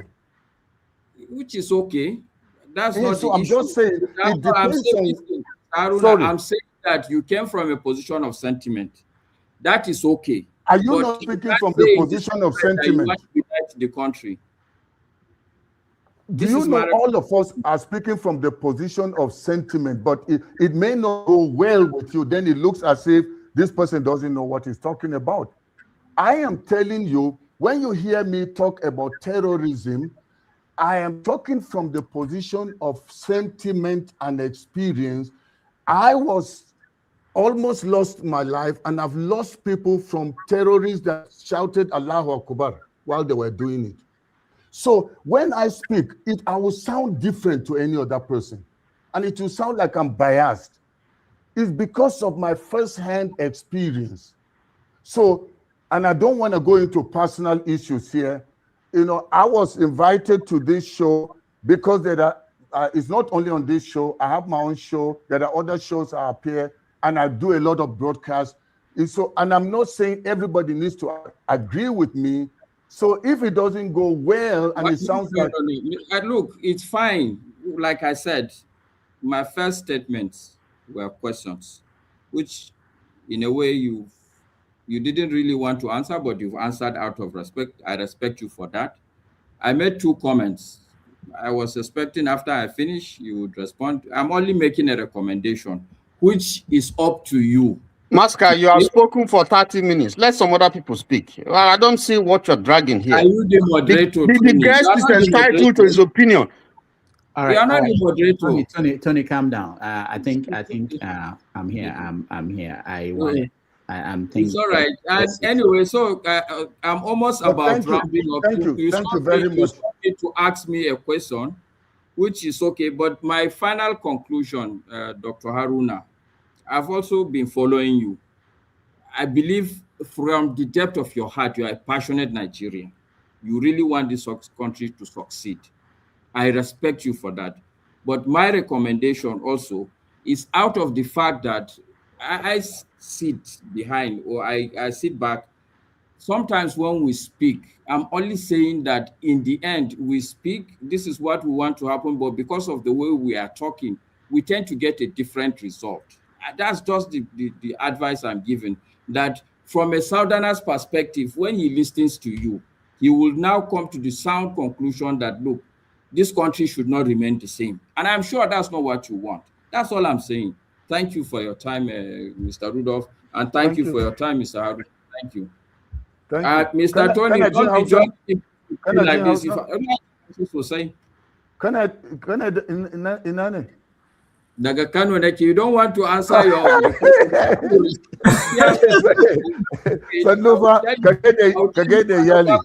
I'll tell you my house number in Kano. I'll come and visit you. All right, thank you. But thank you. I appreciate your submission. Thank you, Maska. Please, I know I'm seeing some comments on the comment section. We have an idea what we're doing here, and I think our guest is capable of taking any question from anybody, so and sometimes I told you guys what we do here. Production is different from, there are some situations you want to play out, there are some situations you can control or you control. All right, let me go to, we have to quickly, I think we're running out of time, but let me go to Femi, you are next, and then Ovi, I'll come to you. Okay. Okay, Doctor, can you hear me? Yes. Yes. Oh, right. Yali. Are you good?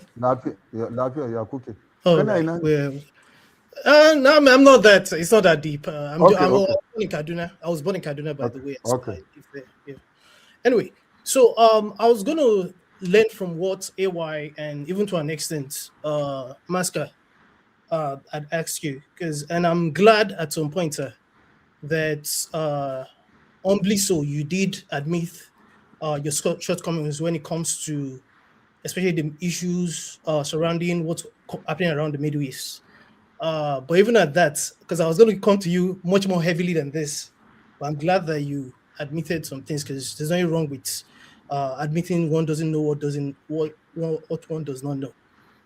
Because, for example, it's on record, it's a well-known fact that the CIA especially and the M16 played a huge role in in creating Al-Qaeda and what's it called, Hamas, alongside the Mossad. So I just wanted to be sure that you, just in case you're not aware of this, and I'll lead you on to someone like Dr. Ray Castagana if you ever have a chance, I say this to say that also, I don't know if you're aware, but I typically look at whether it's a Democrat or a Republican in the case of the US. I look at them as equal opportunity offenders. It's just that, especially right now, in these moments with Donald Trump, I don't know if you're aware that 2 days after he became president, his sons, namely Donald Jr. and Eric Trump or whatever, they bought shares in a company called Power Us, which had reverse engineered a drone that the company that they kind of like invested in had gotten from one that was dropped in Ukraine, but I believe the Russians. The reason why I say this is that I don't know if you're also aware about the influence that the military-industrial complex plays in a country like the US, and what's a view. I say this to say that there's a lot of power play that's going on that we're not aware of, and which is where some of us, as much as I recognize what you said, because I lived in Kaduna, I knew about the Metisini riots to an extent. I was very small and all that. So I know where you're coming from when you talk about bias, and sometimes if one has not been in that shoe before, one doesn't understand.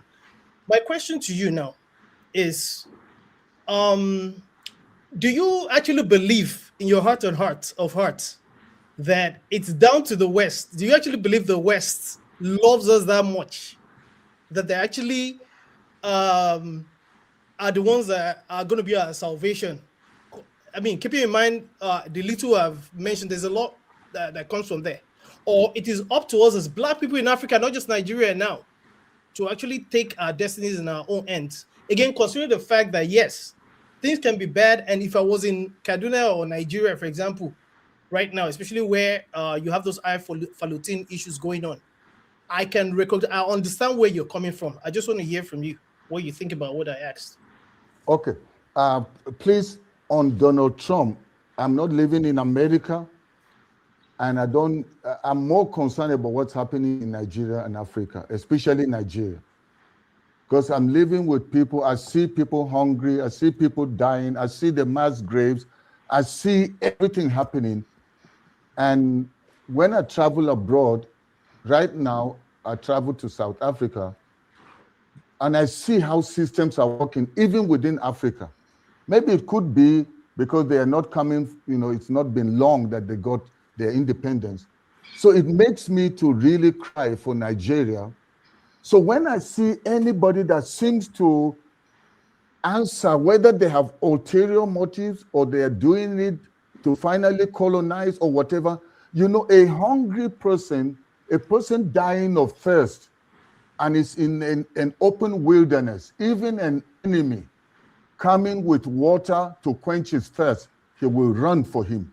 That's exactly why you will hear me say what I'm saying about Trump. Not because I support the policing of the world, not because I support the way he does things, but I'm just saying, what happens if the father of a household, is allowing people to come and be killing his children? Killing his children, he loses, property gone. And then suddenly somebody that may even be interested in the wife, he has an ulterior motive why he's coming, but he stops the killing. I would say, even though that man has a reason why he came, which is selfish, but I think the selfishness will help kind of bring down the killing. So I'm just saying, and I'm not saying every Nigerian person that's in leadership wants it that way. But everything rises in a home, rises and falls on the father of the house. A commander-in-chief is responsible for the security of a nation.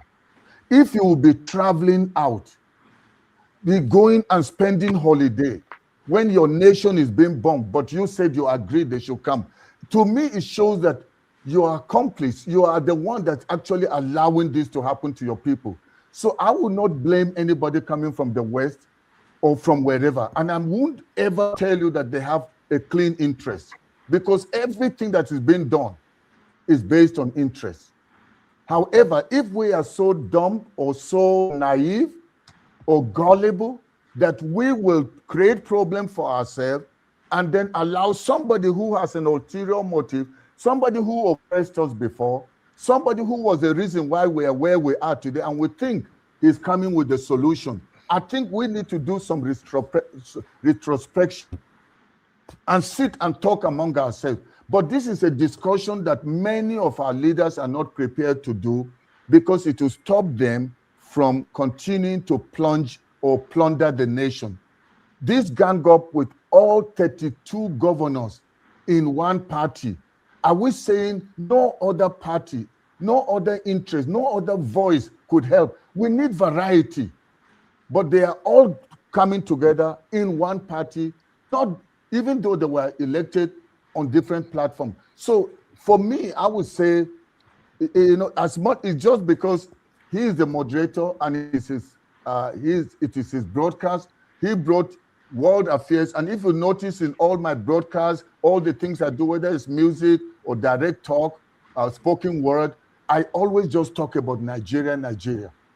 And so, but when it brings Middle East, the only part that will quickly in my antenna that I'll pick in my channel is, wow, those people, let me use allegedly, as Maska said, we had, and many times we hear allege until it becomes it's true. They deny, soldiers were not killed. It's a lie, until one day, so they were killed, but it's only this number. So allege soon becomes it happened. But let's use the allege. Maybe they have an interest, I don't know. However, anybody that will come and help me for us to really stop killing of our people, it must come to an end. We can't, it's when you're on ground and you see it, you will accept help from anyone. You will not bother whether Ukraine is fighting Russia is fighting Ukraine, who is right, who is wrong. You will accept help. If your own father will not protect you, an enemy outside, even if he has an ulterior motive to one day make you work in his plantation, you will say, at least I will be alive to work in that plantation, not dead. Dead people don't vote. Dead people don't change nations. All right. Thank you, Femi. Let's quickly go to Ovie. You're next. I'm sorry. I've seen this face before. Yes, he's a permanent resident. You need to collect his dreads for me. You were talking. Oh yeah. That's what we're going to do for you. We are going to cut off Ovie's own and put it on you. And he's a permanent member at the UN. So add if his dreads too. Dr. Haruna Goroh. How are you? Rank I did it. Yeah. I think it's the book of Ecclesiastes, chapter 3, verse 1, that says there is a time and season for everything. So, and if you look at the Nigerian atmosphere right now, it's time of politicking. And also people say, Mune duau dole aizamademu. Yes, so will you prefer to see Obi and El-Rufai ticket or Obi and Tambawa ticket come 2027? Okay, thank you for this question. You know what?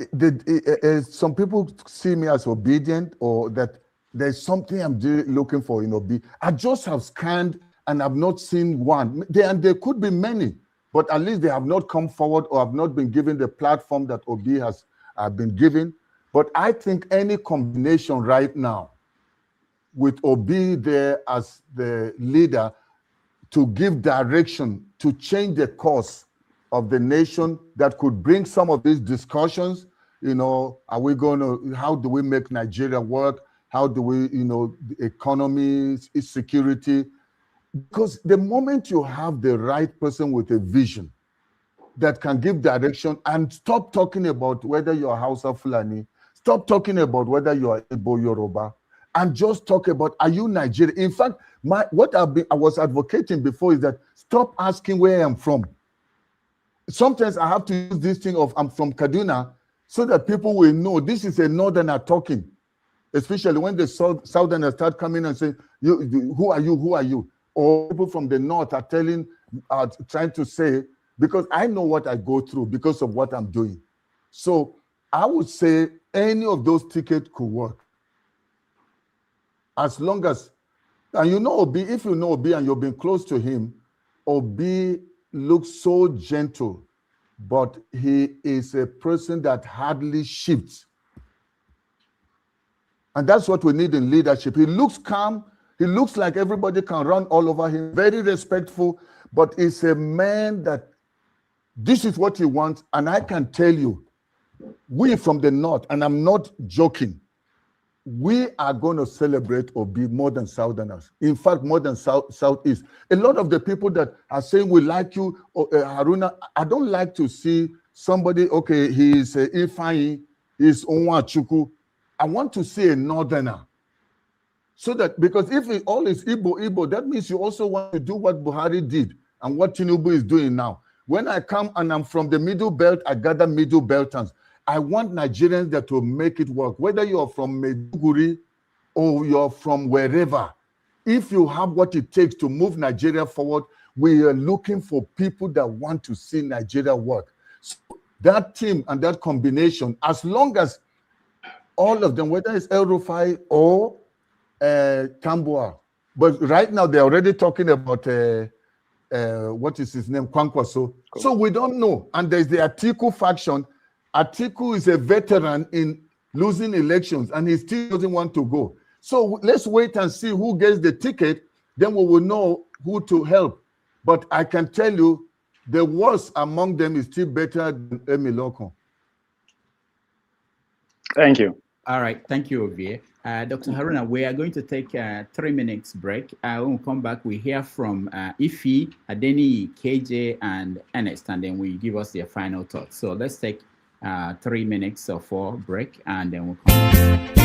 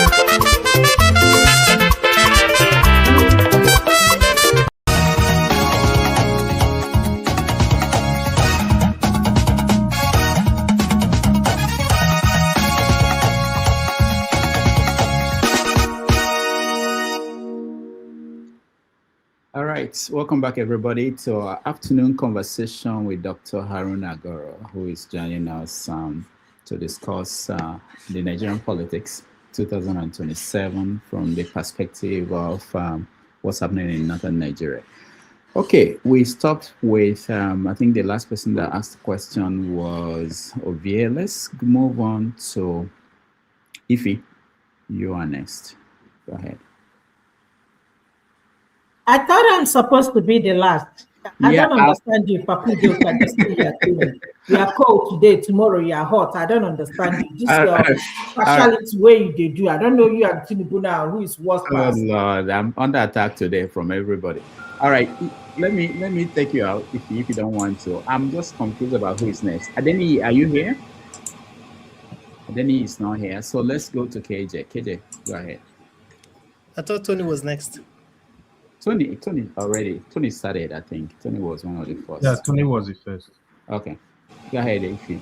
Oh, no, Ife. Where is KJ? KJ is gone too. All right. I think... No, KJ is there. He's at the bottom. Where is just KJ? under you. Oh, it's under your feet. Doctor, you don't know technology. Let me help you. KJ, go ahead.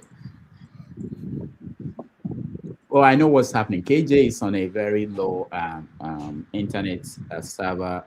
So when I put him up, stronger people will put him down. No, seriously, that's what's going on. KJ, are you on your phone? KJ, go ahead. So it's not my fault. Adeni is here. Let's see Adeni. Adeni, welcome. Adeni is joining us from Nigeria. For those who do not know, he's a retired army officer in Nigeria. Adeni, go ahead. Thank you, Dr. David. Good evening, Dr. Haruna. Yeah. I just want to add one or two comments to what you have said and to also be in line with you. You said that if people have the solution to Nigeria problem, we should bring it out. And that's why somebody like me, I've studied Nigeria, I've been in the government for 35 years, so I know everything going on in Nigeria, and I decided to look for the solution. And I realized that the solution is in our constitution. The 1999 constitution we are using now is a problem, and it's a disaster. One of the speakers that said, if an angel of God is brought to handle Nigeria, he will go back disappointed. Although the man did not believe in God, but he still referred to angel of God. So that's to say that something is wrong with our foundation. In that constitution, there are a lot of loopholes and shortcomings that the politicians are exploiting for their interest. You'll be canvassing for Peter Obi, and in fact, if Peter Obi comes in now, if he succeeds and comes in now, he will not be able to solve the Nigerian problem. And I will say this thing now. One of the reasons why he will fail is this. By the time you go on first to buy nomination form of about 100 million, 200 million, APC nomination forms now is about 200 million to become president. I don't know about the other party. Then you go out again to campaign, spend billions to move around the country, telling them what you will do for them, as if you are their God. I will do your road, I will do your hospital, I will do your this, that. Lying to them, you all know that politicians lie. You finish all those that, you buy as a B for supporters, you pay hotel bills, transportation, you spend billions. Then when you come in, what do you want to do first? You want to recoup your money. And that is the base of corruption in the country. So the moment we continue with this system of money politics, we can't get solution. So that's why I put it in the constitution that we need to even eradicate money politics in the first place, so that people will vote for you without you spending kobo. So that is doable. It's just a matter of being strategic and then be patriotic. So, Doctor, I don't support us looking for an angel now or looking for the right person. What we should be doing in Nigeria is to get that 1999 constitution out of the way. I propose for a parliamentary system of government where we will get a unicameral House of Assembly, not bicameral. Because this bicameral, they are just doing the same thing, wasting a lot of resources. The executive, they are there, spending billions. But if you have a parliamentary system, all of them come from the House of Assembly. The Prime Minister comes from there, and all the ministers come from there. So we cut a lot of expenses. But if you put somebody to come and be in charge of this country with this system, he himself will go and take his own money. After 4 years, 8 years, he will go. And another person will come again and be telling us the same lie. I'll put it across to you, to everybody in this program. We can solve the Nigerian problem in 1 year. I told somebody this and they say, no, it's not possible. But that is, those are the things I explained in that constitution that even Dr. Damages is aware of it. So, Dr. Haruna, I will just, I will stop here now. But to say what we should be fighting for. In fact, the next election should be a referendum where Nigeria will decide whether we want to continue with this presidential system, with national constitution, or we want a different form of government, parliamentary system with unicameral House of Assembly and other issues that will reduce cost in managing the country. All right, thank you. Dr. Thank you. Thank you, Adeni, for that submission. You see, as much as I'm in agreement with you that that constitution that is being used now is the reason for a lot of the pain the people are going through, but you need a platform, you need a forum that will be able to create that that referendum to happen, that parliamentary system to happen. So who is going to drive it? Everybody has his own or her own interest. So you want to bring those people, it needs to be somebody that believes like you, who has the power to bring about a legislation that will make that happen.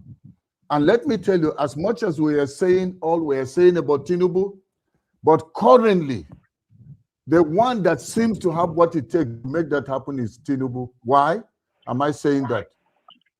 The same money we are saying we don't want money politics. He has succeeded in using it to buy the people. Let me talk, Maska is said allegedly. So let's allege that Tinubu has used money to buy people. He has said it himself. I've heard him say, anything you don't get, find the money, you will get it. So to have a time when we can withdraw that constitution, it will have to take currently the National Assembly to do it. But who will raise that motion in the National Assembly and not be knocked down? Because the National Assembly is constituted by people that have benefited from the 1999 Constitution, which protects their interest. So until you have somebody who does not believe in money politics, and from all of them, we have had dealings where we needed Obi, this is needed, we need to do this, and Obi will tell you straight, if he has to buy loyalty from people, if Nigerians care enough to see their nation free, but are not prepared to invest, but he must pay them to save their nation, he is prepared to receive shishi or give shishi. Who else among the other politicians has that kind of belief? So they know him. That's why everybody, even though they say he came number 3, but everybody among them, the fight is against one man. So you should suspect that this could be the person that may have a little ray of hope on him that could be he may steer Nigeria towards a nation that is not wasteful. He has talked against waste. We haven't heard it from others. And he's a man that is living it. None of his family members are involved in what he's doing. But others, everybody that's part of their clan is involved. So far, from what I've studied among all of them, the one politician or the one candidate or one person that shows interest towards being president is one or B. And I don't even know anybody that you will have as his deputy that I can say I can vouch for. So we still need somebody at least, because in a company of equals, nobody takes leadership. If everybody is in charge, and we don't want to say somebody should give us guidance. So we can't escape. Even in the country of blind people, they say the one-eyed man has to lead. So he still tells them, shows them where they are going. Among corrupt Nigerians, who is less corrupt? Who is the one that even when he steals, he thinks about infrastructure, he still thinks about welfare, he thinks about the future of the people. So that may be a person that even though he's stealing from you, but he's creating a platform for you to go forward. It's not like the West is not corrupt. It's not like UK is not corrupt, America is not corrupt. They all have their corrupt people, but they make systems to work. But in the Nigerian situation, they cripple everything, and they are the only ones that enjoy. Then they gang up together as governors, gang up as senators. Tinubu will take something now today, and they will approve it same day. First reading, second reading, adoption in one day. But anything that has to do with the interest of the people, it could take 2-3 years. So who is that one man? Who are those people that can make it happen? This is where Nigerians will have to think. Have you been bought before? Have they given you rights, forgot you and came only after they want to elect you to elect them, they give you rights, gather you in stadiums and do this to you. Can Nigerians start to think about who are the Nigerians that care? Then let Nigerians decide themselves. And then that would then lead to a time when they can say, let's change the constitution. But currently, who will change the constitution? And if Tinubu does it, they will only change the constitution around something like allow him to have a third term. And if he does a third term, then they will say Tinubu for life. And they will just, on your mandate, we shall stand. If people in the UK can receive money and do on your mandate, and they're already planning it for America to distribute 3,000 American dollars, and when somebody is struggling, they will collect the 3,000 and come and sing Biola on your mandate. All right. Thank you, Adeni. I know you maybe have a follow-up, but we have less than 30 minutes for 4 more people. So okay, can you just 2 minutes, please. Just to let him know how far it's gone. Yes. This constitution, this is a copy here. I have sent copies to the government, to both National Assembly, executive, and all of that. Even to Mr. Obi himself, Peter Obi, he has a copy of this constitution. But I noticed one thing. Number one, all of them are in the same group. They don't want to honor this constitution because it will block the avenue of them making illegal money from Nigeria. So that's why I'm even thinking of, I'm discussing with my lawyer now to take them to court, those in government now. We are discussing it because I can sue them for 2 things. Number one, treachery. This is betrayal of trust. They have seen the loopholes in the National Constitution and they want to continue to exploit it. That's treachery. Then secondly is sabotage. They are sabotaging the economy of this country with that National Constitution. I will do what I will need to do to save Nigeria on my own, but I just want to do that, so I will not do that. Okay. Adeni, just as you conclude, please just know you are suing them to a justice system that is in their pocket. So it will just go on until they finish their term and another new term, because the one you want to sue them to, they appointed them in. So it will just be the same old circle. All right, Adeni, thank you so much. Remember to send it to Showore too, so that when next we talk to him, we find out what he thinks about that. Okay, KJ, let's hear from you. Thank you so much, Dr. Rudolph. Thank you also for bringing quality people here. Dr. Haruna, thank you so much. I follow you, I listen to you and your presentations.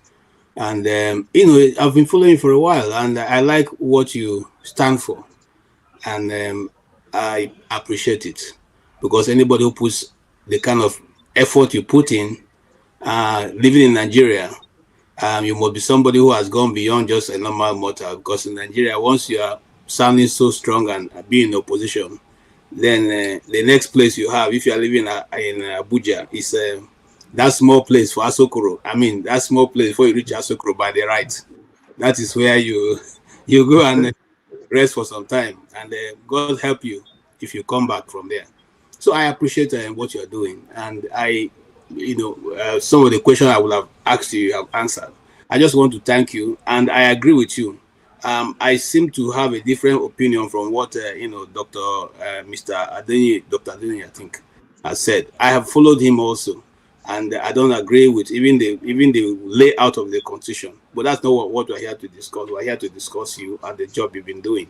So I appreciate it, and I pray that you come to this channel most times if you have time. Please come. We want to talk to you, and there are many people who are also here who support what you are doing, and we'll see how we can work together towards 2027. 2027. 2027. What I want you, the only advice I would like to tell you guys who are in the obedience is this: sometimes when you're wrestling with a pig, you got to be prepared. The gutter will not be a strange place for you people.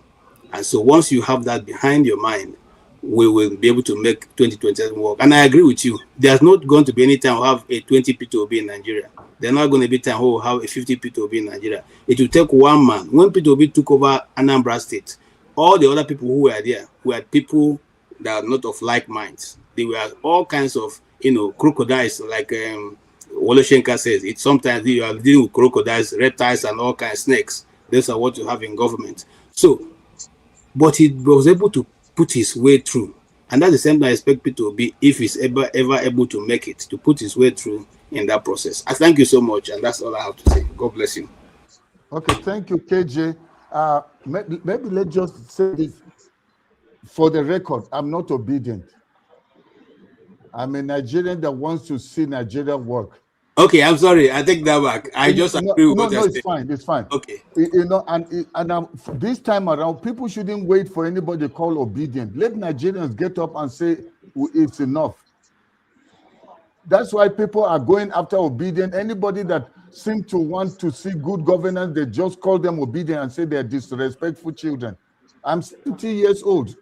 So what am I doing? I have everything working for me. I don't need anything from anyone. And I'm not saying this in pride, but I'm just saying God has helped me, helped my family. My children are established. So I'm not looking for anything. That's why I can talk the way I do, because I'm not looking for a cent from Obi. If Obi becomes president 2027 and Obi starts to mess up, you will not see me leave the screen. I'll call him out. All right, thank you, KJ. Let's go to Ernest as you are next. Okay. Mr. Goroh, I've listened to you. I think somebody spoke with you about, I think his name is AY, about Iran. And he made you feel like you don't know anything about Iran. But you are right. Iran is the major sponsor of terrorism in the Middle East. They sponsor Houthis, they sponsor Hezbollah, they sponsor Hamas. And for America to be comfortable in the Middle East, so they have to get rid of Iran. So Iran is a terrorist country. So forget about what the guy said. You were right that time. But my question is, why is it that the Middle Belt or the Northern Christian, they don't like or they don't feel comfortable with Igbos? Because during the last election, I discovered that free and fair, Tinubu really won Benue State. So I have a friend from Plateau State. He's rooting for Atiku. And I told him that a Fulani man is a Fulani man, that there's no difference between a Fulani man and Buhari. But he's very comfortable with Atiku. And even in ODC, I feel like David Mark is even aligning with Atiku more than P2B. So, and also I was in 2018, Nigeria Christian Pilgrims. So we had a program when we wanted to go travel to Israel then. The man that was in charge of Nigeria Christian Pilgrim was from Benue. I forgot his name. He was later indicted for corruption. When he came, he removed all the Igbos. He removed all the Igbos he put Hausas and Yorubas. That time there was no Igbo place. In fact, they called all the people, the officials there when we went there. Nobody. There was no Igbo man. Even this coming election, I'm very sure.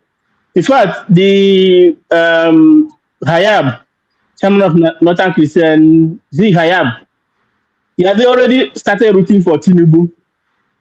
There's another man in charge of Middle Belt Forum. I forgot his name.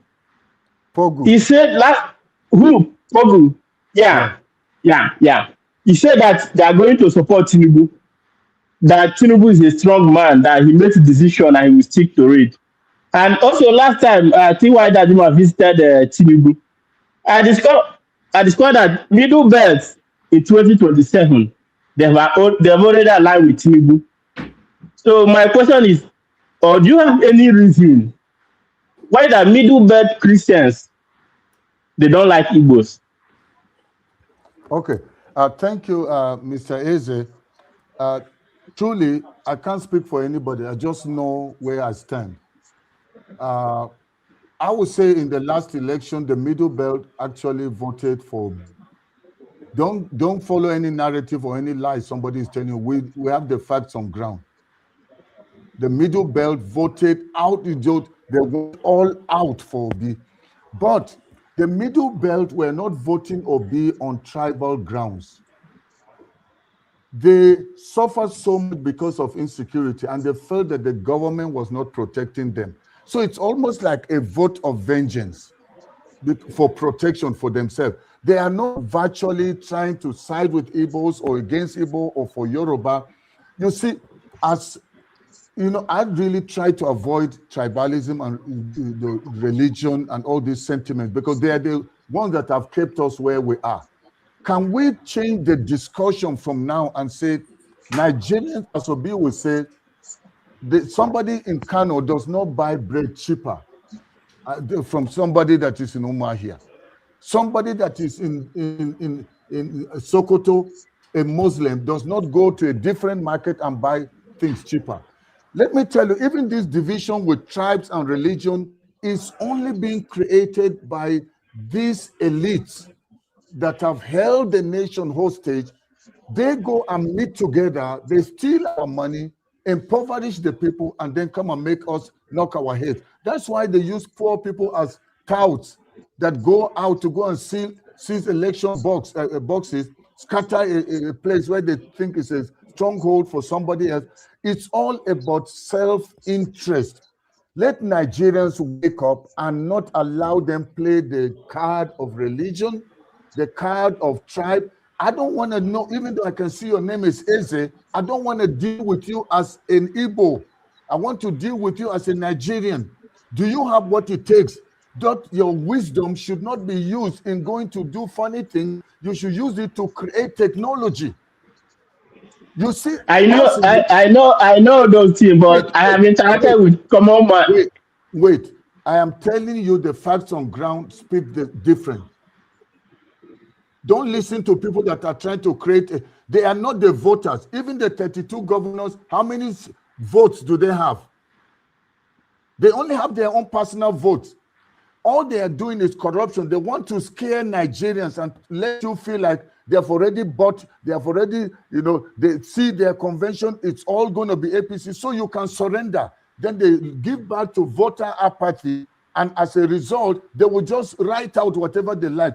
Nigerians must not fall to those lies. We still have the power with us. Let every Nigerian get up. There's something you can't do anywhere there has been a revolution. It's not guns that made it happen. It's the power of a united people that have common ground of suffering. They've been all subjected to the same pain, and they're all speaking as one voice. The time that they were doing NSAS, were they looking at religion or tribe? Because they had a common distance that the police were doing this to the people, and they all went out.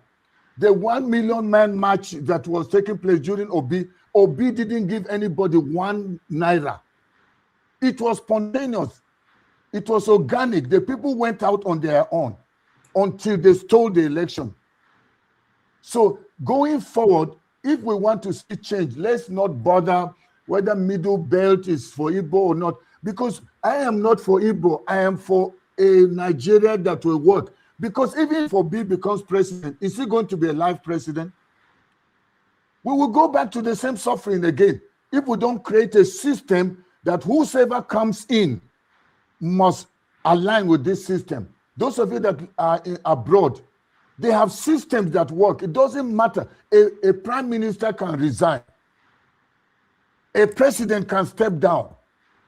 But do we have that in Nigeria? People will rig themselves there. They will force themselves on the people.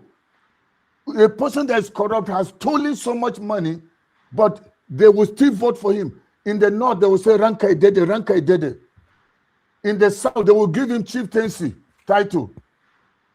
So our people, it's like they have imbibed suffering because that's how the rich do to the poor. They impoverish you and make you depend on them. Then they give you handouts and you perpetuate their rule of terror over you and still be celebrating.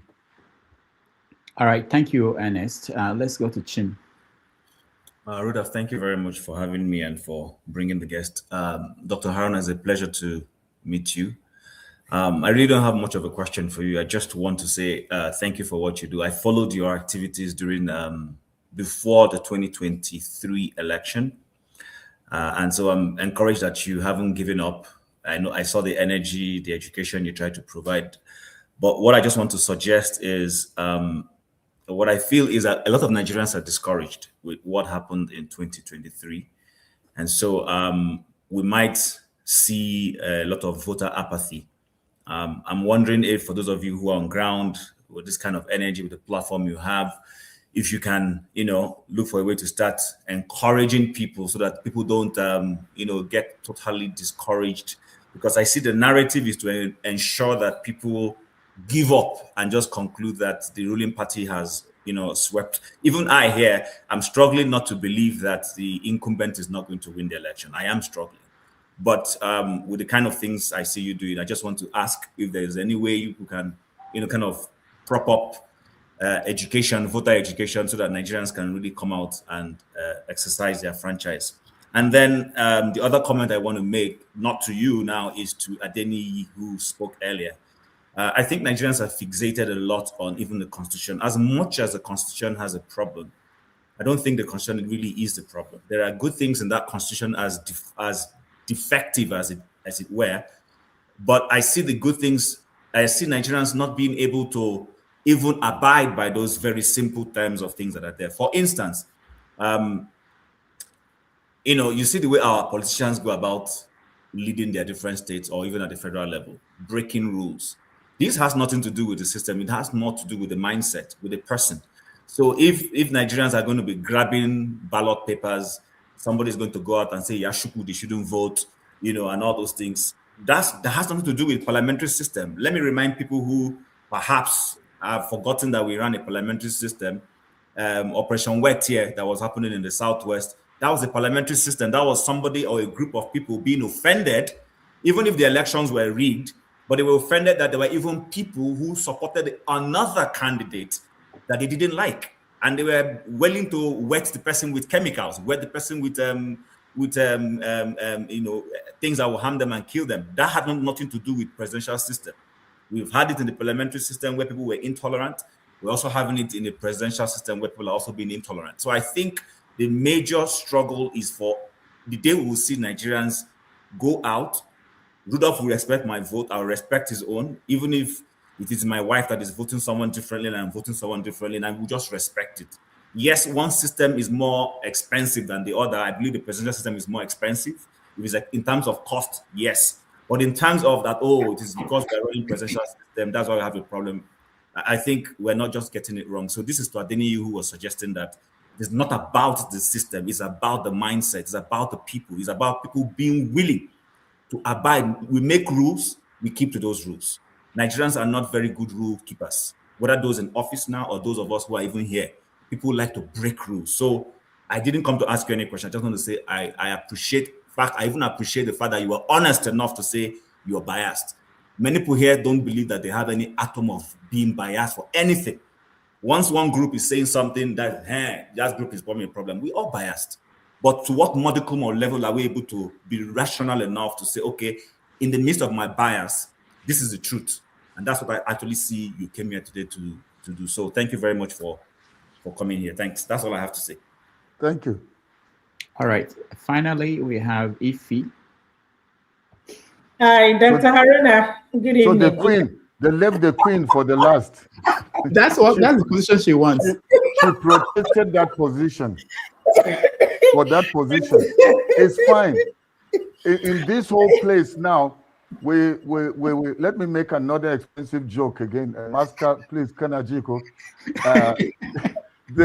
You are the only lady.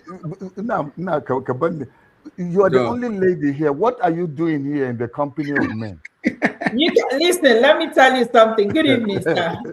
I am always here. I can tell you. Sometimes I sit here for like 6-7 hours. Okay? Wow.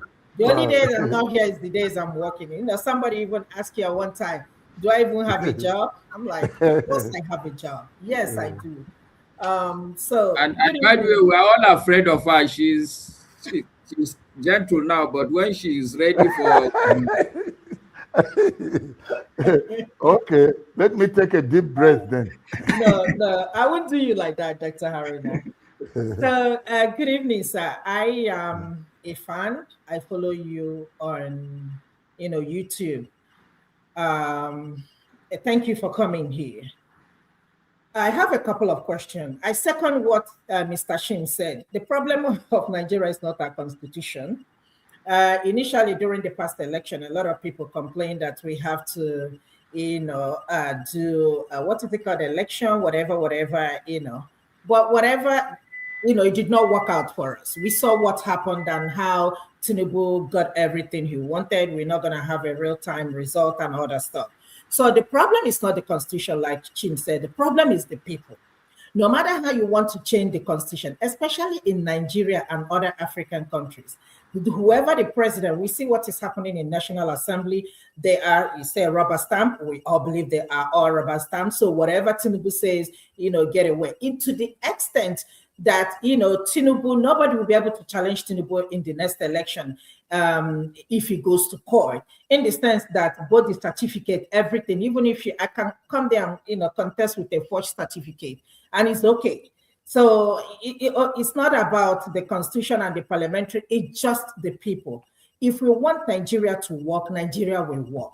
The only problem is that we don't want Nigeria to work. Another example is the chairman of one local government chairman in Rivers. One girl came out and spoke up about the condition of one of the schools, the only schools they have in their area.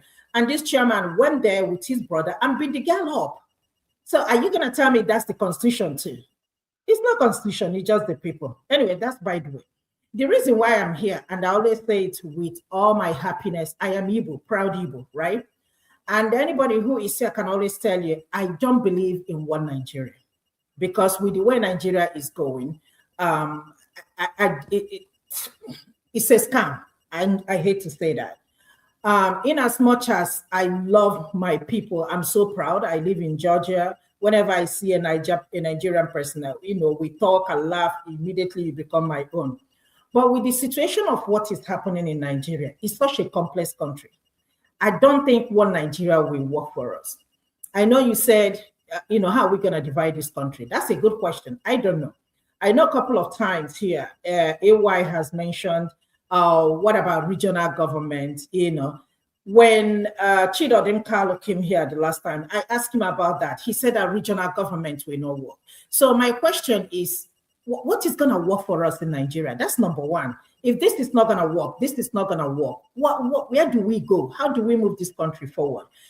I hate to say this, and I don't want this to happen in my country, that if we get to a point, we might break into civil war if care is not taken with the way this country is going, because people are so frustrated.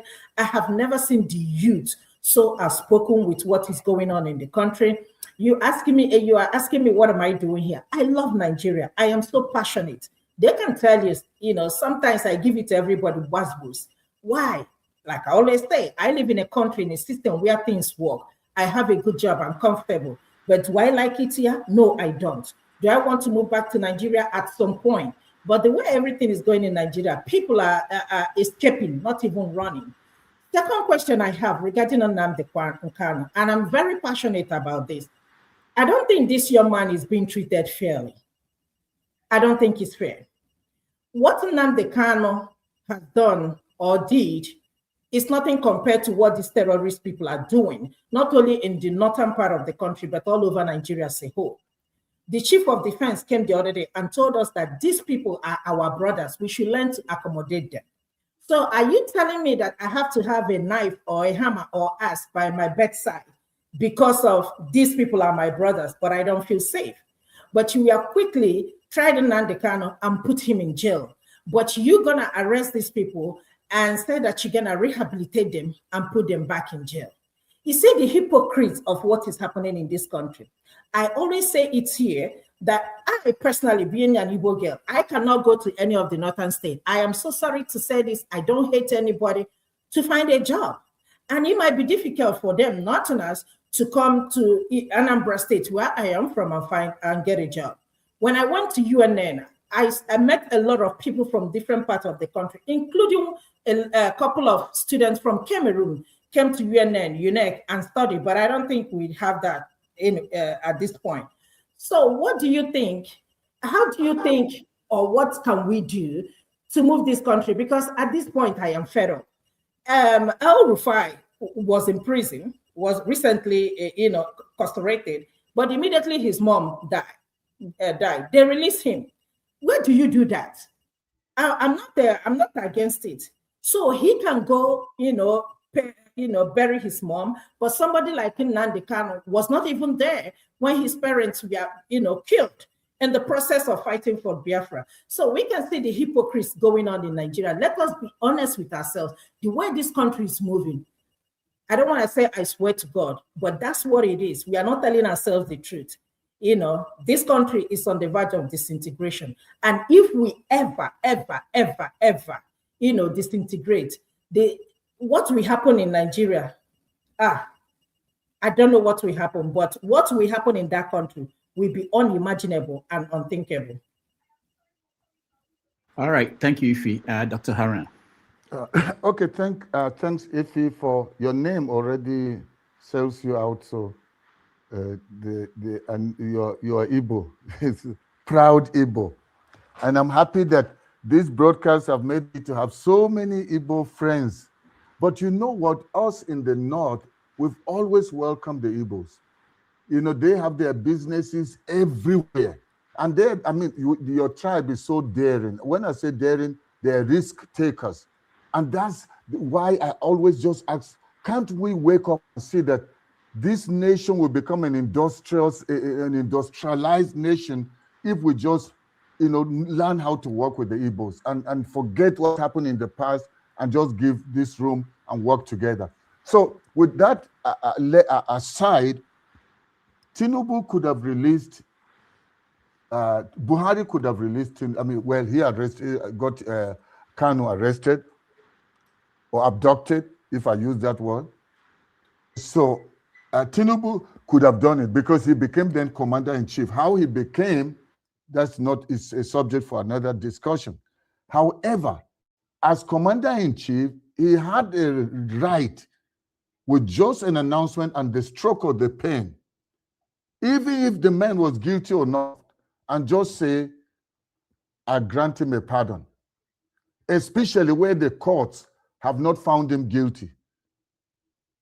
And the courts have even asked for the release of this man. But let me tell you, Effie, there are certain sentiments. It's not everything you see from the surface that is actually what it is.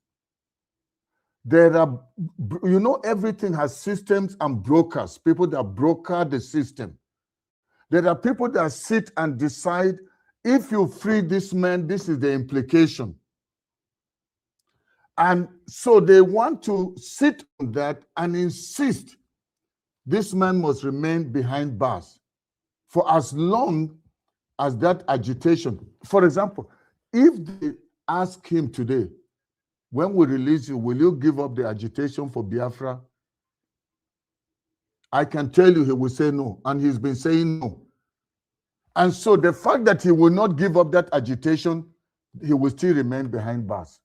But the question I want to ask you, or ask us, is that who is afraid of the agitation? If a tribe or a group or a section say, we want to go. So, and the marriage, we say, let's bring it to an end. And others are saying, no, you're not going, you're not going. The question is that if you're abusing me, you're beating me, every day is abuse, and I say I want to go, but you say I must stay married to you because it's until death do us part. You want to kill me in the marriage? So the issue is that this man that is abusing this woman knows what is benefiting from her. He doesn't want, she's not good enough for this, not good enough for this, but I will not let you go.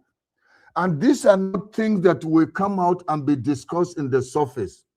That's why whosoever comes in there will try to avoid that area. It's like a no-go area. Even among the Igbos, you are divided on the how Nnamdi Kanu is going about it. Like what Maska said, I showed sentiment in my discussion. I may not have started like that at the beginning, but some things started to change along the way. The 2023 election and the way it was stolen, broad daylight by Mahmoud Yakubu, and the discouragement that came upon the nation. I mean, you would think somebody that came out as the winner should have had a celebration nationwide. But it was like the nation was in mourning for over close to a month. And people were so in fear of coming out to speak out. So now the issue of Nnamdi Kanu is also that kind of sensitive. Who will stand up to talk? The Showore that will come out and speak, they are now playing games with him, arrest him, take his passport, and then he's making noise. When it comes to election, he can't even get up to 100,000 votes. So they see him as a noisy, noise maker that goes in and out of prison with frustrated people around him. So who is the one person that will stand up and say, Nnamdi Kanu, you're going out? Let's say, just for the sake of argument, Peter Obi becomes president in 2027. Peter's hand will be tied. The moment he releases Nnamdi Kanu, everybody, all the others will say tribalism. Even though what he may be doing may be based on justice, but they will say, how come you think you're the only one that can free him? A person that wants to divide Nigeria. So even Obi's hands will be tied when he comes in to release Nnamdi Kanu. And I can tell you again, I come back to the power of the people. Do you know why they released El Rufai? It's still that thing. The North, when we stand for something, we don't let a few people stand. It's together we do it. The Southerners, especially, let me use you people from the Southeast. There's too many of them that have personal interest, and it has divided your voices. Can you imagine all the Southeastern governors stand together that are singing on your mandate and say, please, release our brother? Sunday Igboho is gone, is free now. It's even threatening people that anybody that doesn't vote for Tinubu will not be allowed there. Just like what Olomo did in Lagos. So who among the Igbos will stand to speak and not speak from a partisan or selfish interest of Igbo? Just speak about justice. So that's where the situation is more complex than we think or see it from the surface right now. But I can tell you, forget what the fanatics are doing. And do you know, even the fanatics that are being used in the North, I don't know, but it's very obvious to me that it is still the elites that are using them. Keep them not educated, make them almajiris, let them depend on handouts, and then come back and use them when it's election time. Let them come and fight for you. Let them be killed for you. Your own children are not on the street. Your children are in the UK. They are in France. But let the children of the poor peasant in Kano State in Adamawa, somewhere in Kafanchan. Let them be the one that should be killed while you shield your own family. So it is still a battle between the elites and the masses. And it's showing even in Nnamdi Kanu's thing. The moment Tinubu will get the Southeasterners, promise them second term, promise them whatever. If Reno Omokri can, with all the evidences he had against Tinubu, is now singing Tinubu, if Bwala could lie and be drinking water, with non-stop on international television and be turning and lying, it tells you what power and money and self-interest will do in any place. So I'm not stopping you from advocating. If it does happen in my lifetime, I will come there because I have many Igbo friends. I will come there during the time that they are declaring Biafra another nation. It will be a neighboring nation. We'll come and visit.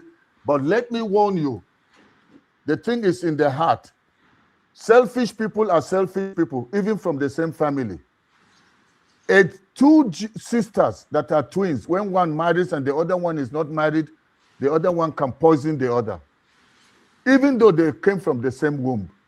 So when people are selfish, whether they are Hausa Fulani, whether they are Kafanchan, whether they are Igbo, selfish people are just selfish people anywhere you find them. Your system where you are now in Georgia working, Nigerian politicians will come there and enjoy them and come here, and the moment they land at the airport, there's no electricity. Aso Rock has a grid now. They've gone out of the grid. They are on solar, but the rest of the nation is in darkness. So it's a fight of two forces. The elites, corrupt elites against the people. But the day the people say enough is enough, Nnamdi Kanu will come out. I've even done songs on Nnamdi Kanu that I was criticized by some of my people that say, you do know that man coming out will be trouble for us in the north? That's their own belief. I just believe that anybody has a chance, has a fair chance to be heard, a fair chance. If God has blessed us with resources in the nation, no particular group or persons or individuals should be the one that should impoverish everyone and they continue to enjoy. That's just why I do what I'm doing. I hate injustice. Doesn't matter whether it's from my brother or sister, from people that advocate the same, adhere to the same religion or speak the same language as me. Because you can have a devil in your house. All right. Thank you so much, Dr. Ife. Thank you so much, Dr. Haruna.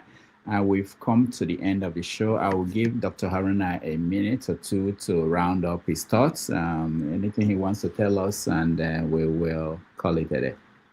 Thank you, Dr. Rudolph. As been alluded to, you're such a patient person, and that's actually the maturity of moderating this kind of thing. And thank God that I'm not doing the kind of thing you're doing. If, like I was doing that, I would have removed some people and tell them you'll never enter here again.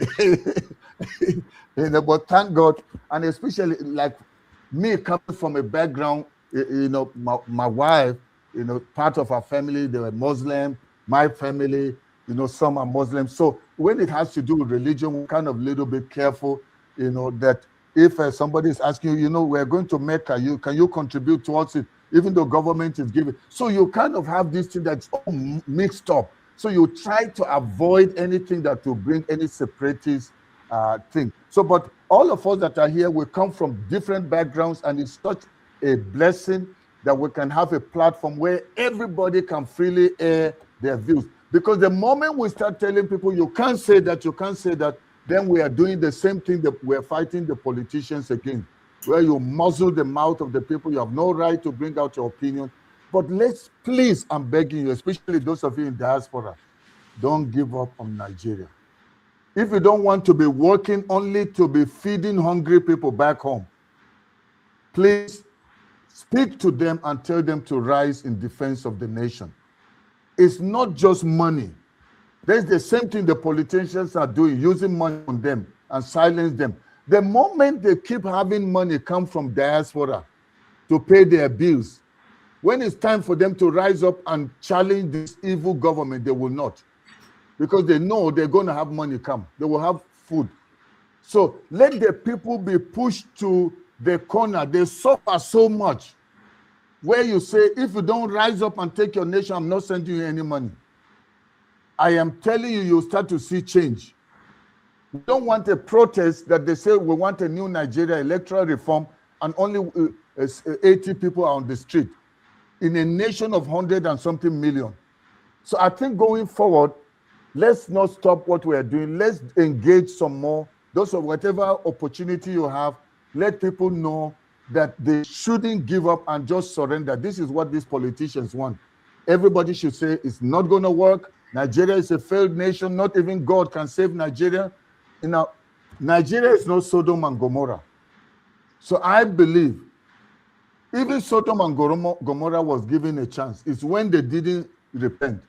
So, but there are many people that have repented in Nigeria. If Boko Haram can be repentant terrorists and they are assimilated, then why should we give up? The government hasn't given up on terrorists that are killing our people. Should we be the ones that should give up?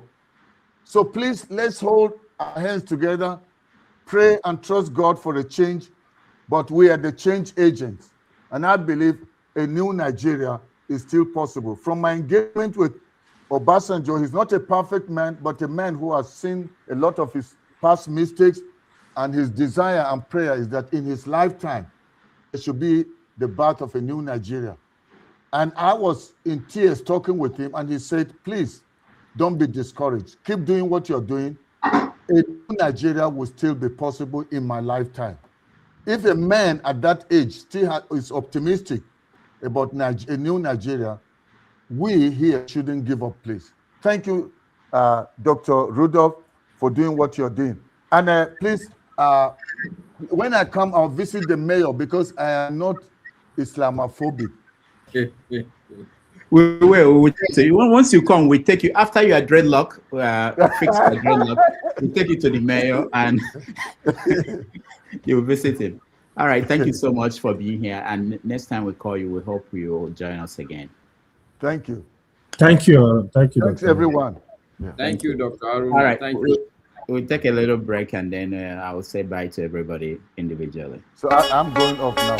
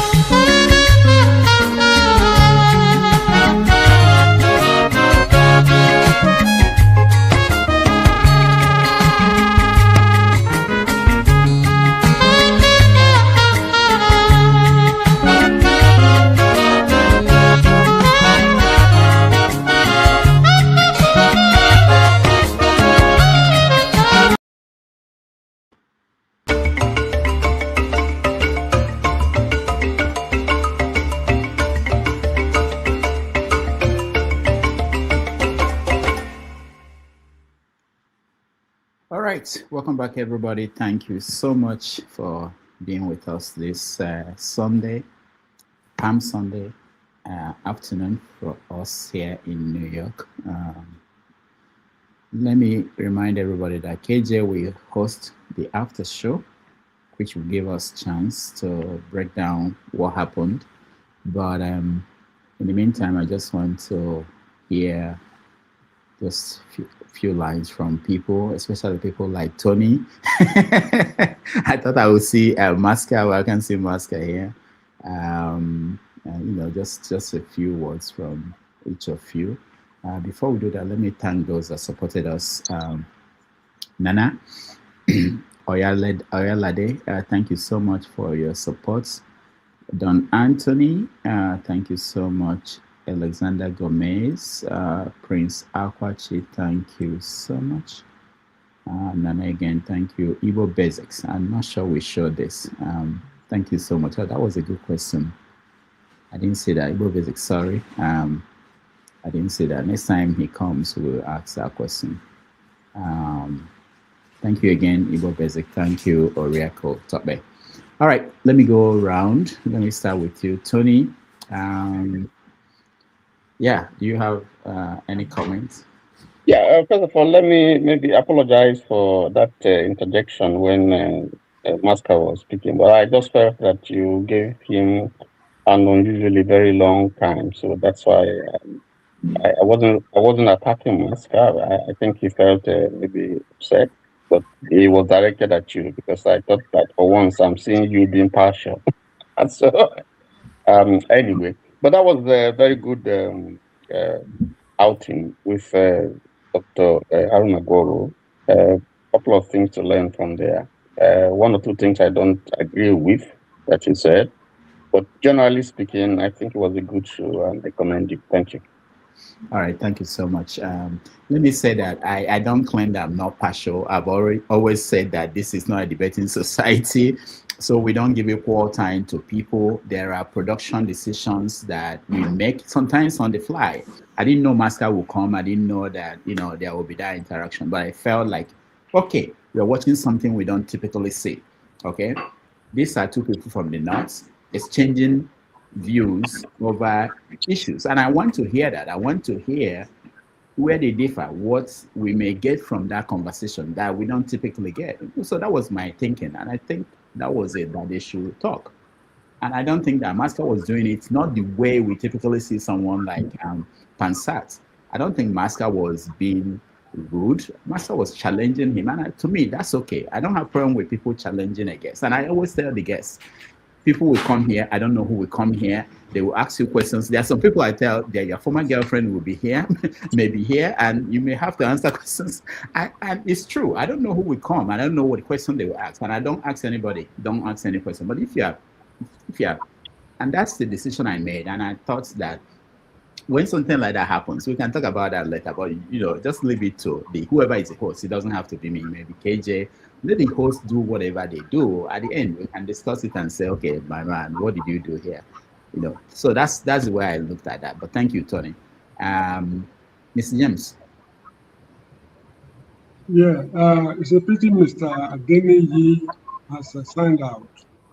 I really want to find out something from him, because during the First Republic, army officers were not allowed to express political opinions or form tribal unions, even after retirement. Has the situation changed? I remember clearly my father was discussing, although I was a small boy then, they were discussing issues of that nature. They were not allowed to form tribal unions, express political opinions, and once a soldier is always a soldier, even after retirement. Has the situation changed? I just want to know, because it's a bit surprising to me the way military officers write books these days. In the course of writing their books, they go into comprehensive details discussing the confidential matters affecting the nation, things which other nations should not know, things that has transpired behind the scene, which should be classified. but they just divulge everything in their books. I really don't know what is going on. Or is it part of the moral decay the country is grappling with? Anybody can answer the question, please. All right. Anybody who, if you have an answer, you can, when I get to you, you can give it to Mr. James. Let me also say one other thing. There were people in the comment section when this was going on who were really thinking that the guest was being embarrassed by one of us. Like I said, most of these people we have as guests, when they come here, they've seen this show. Like someone like Dr. Haruna, he's been here before more than twice. So they know what to expect from people.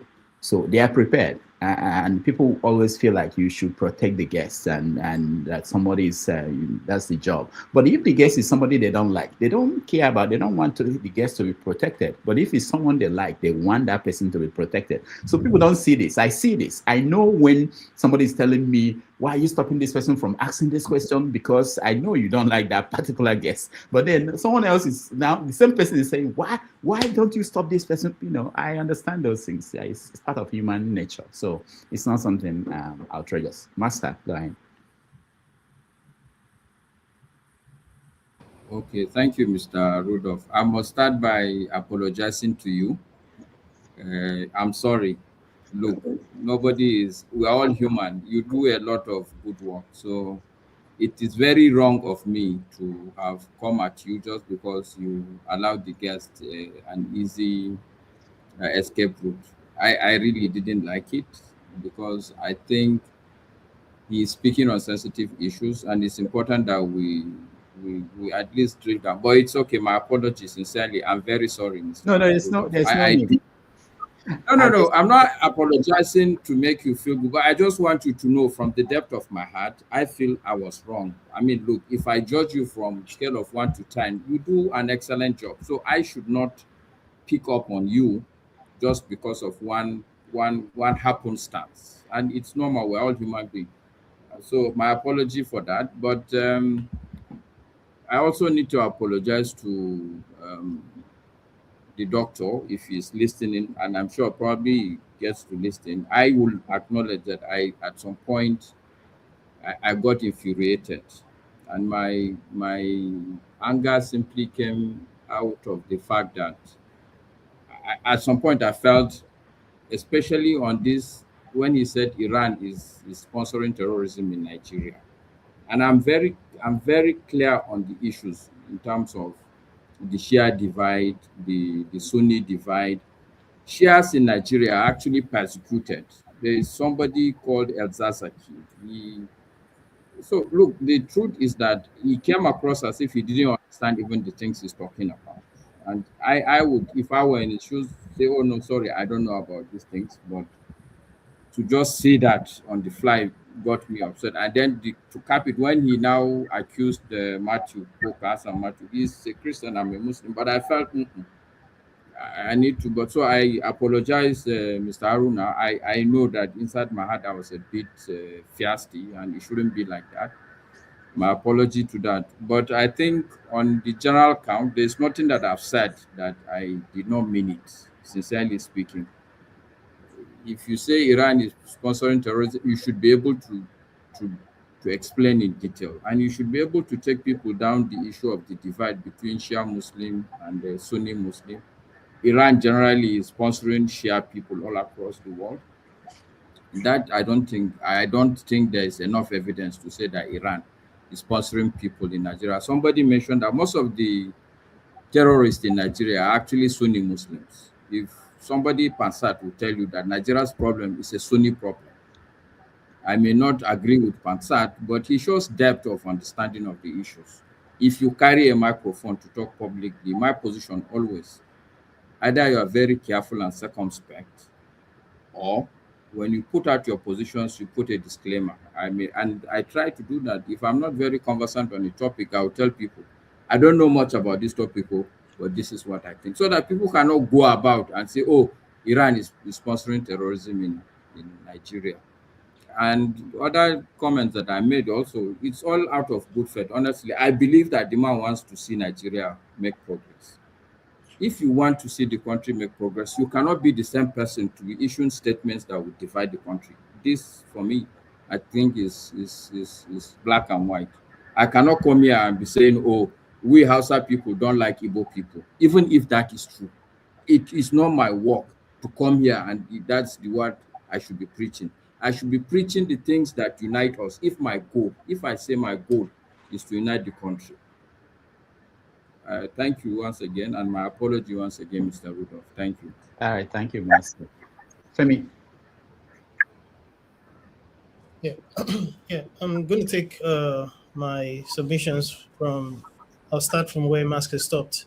Again, I was quite happy that the doctor came across as someone that was ready to admit his shortcomings, and I think you were the one that actually put him in that hot seat about saying things, because the reason being that again, I continue to see how I've had to unlearn and relearn certain things that I have had to be from various quarters. I mean, regarding history, Nigeria, and all that. And a lot of times, I like to know how we got to where we are, depending on the sphere that we're discussing or that I'm learning about. So, but generally, I mean, it was just good to have frank and honest discussions again today. And that's just it. Thank you, Femi. KJ.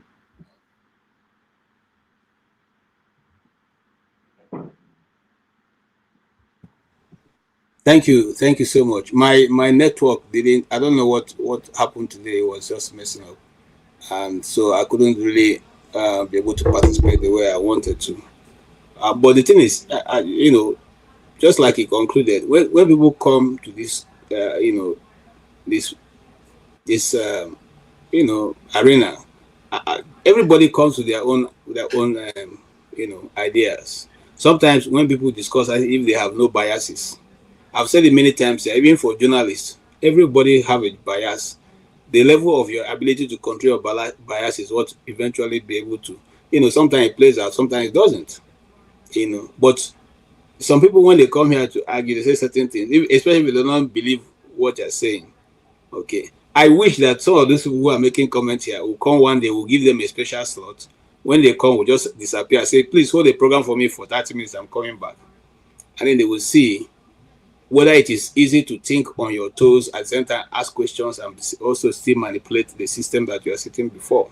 So it's not that easy. Yeah, you know, it looks easy because we have always known that, except for medical, you know, even now too, people claim to be medical doctors, but a profession like theater arts and journalism, everybody now is a journalist and everybody is an actor. Once you can make people laugh, you have become an actor. Whether you know what it is to back the stage or not, you have become an actor. So it's when we come, let's know that nobody here put Nigeria in the position where it is. And some people come here and say, oh, we contributed. I didn't contribute. I didn't contribute.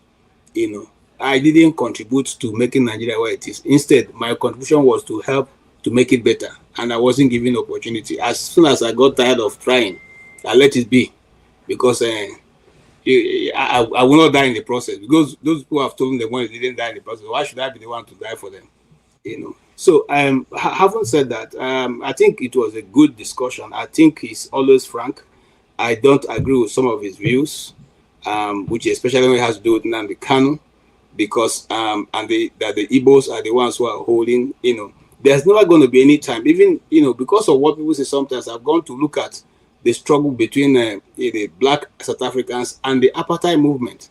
While some people were, you know, fighting the apartheid movement, some blacks were busy sabotaging the system and even working for the apartheid regime. You know, there's not been any time a nation, even Israel, that is so surrounded with people who they think don't like them. Not every Israeli is in support of Netanyahu or even the government of Israel. So when we expect that everybody in Igbo land should be in one group, you know, because of Nnamdi Kanu, it's not going to happen. I'm not somebody who is trained to Nnamdi Kanu. Like I said here, I actually following his broadcast, you know. So it's not today, but not everybody, and I understand that. And they are going to be always be saboteurs. That's why the word, we didn't invent the word. It was invented. an European language. It's a English language. It's not we that invented it. So consequently, it simply means there's always going to be people who will not be in the even now that we're fighting that Nigeria is there, we are all suffering. People are doing. I didn't know people who are praising Tinubu to the high heavens. Never going to be any time everybody will be in the same boat. So what our own should be is to find a way to push our own ideas to the fore, and by all means get it to be the leading idea that will change, cause the ripple effect that will change everything. Thank you so much. Right. Thank you, KJ. Let's hear Elroy. Yes. Thank you again, Rudolph. So the guest generally, to be honest, is very passionate about Nigeria. That is what you will see in him. However, I would say, especially for those in the comment section, sincerely, nobody was offended here. When a guest is coming to a platform like this, he needs to understand we are not high school students. He needs to do his homework. He needs to come correct. Sometimes we let guests slide because of our sentiment. We don't want to offend them. Nobody insulted anybody. It was just interrogation and questions. I think we were on track. Then a lot of us that are saying, oh, everybody have their biases, yes, you might be correct, but our bias should come with facts. There are what is called facts. Facts, you can't adjust them. Nigeria gained independence in 1960. You cannot have your opinion. That's a fact. So we need to understand between fact and when we are sharing our opinion on issues. This is where the problem lies. I'll give you an example. One thing I wanted to interrogate him of is what he was talking about Assam Matikuka. If you follow Nigeria politics from 1999 to date, the two men of God in Nigeria, I will tell you, they be very consistent, irrespective of tribe and religion. One is Matthias Akuka and Cardinal Nayeko. They be very consistent. I'm telling you, if you follow Nigeria politics, you will know.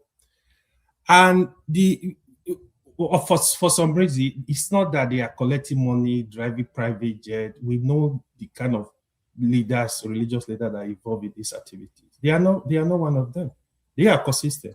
So accusing Asakuka of collecting money, I don't know what to say. No matter what you are going to say, the crisis going on, the killing, whatever you call it, the Christian genocide, the Muslim genocide, one thing that is 100% correct, there is genocide against Nigeria. It did not.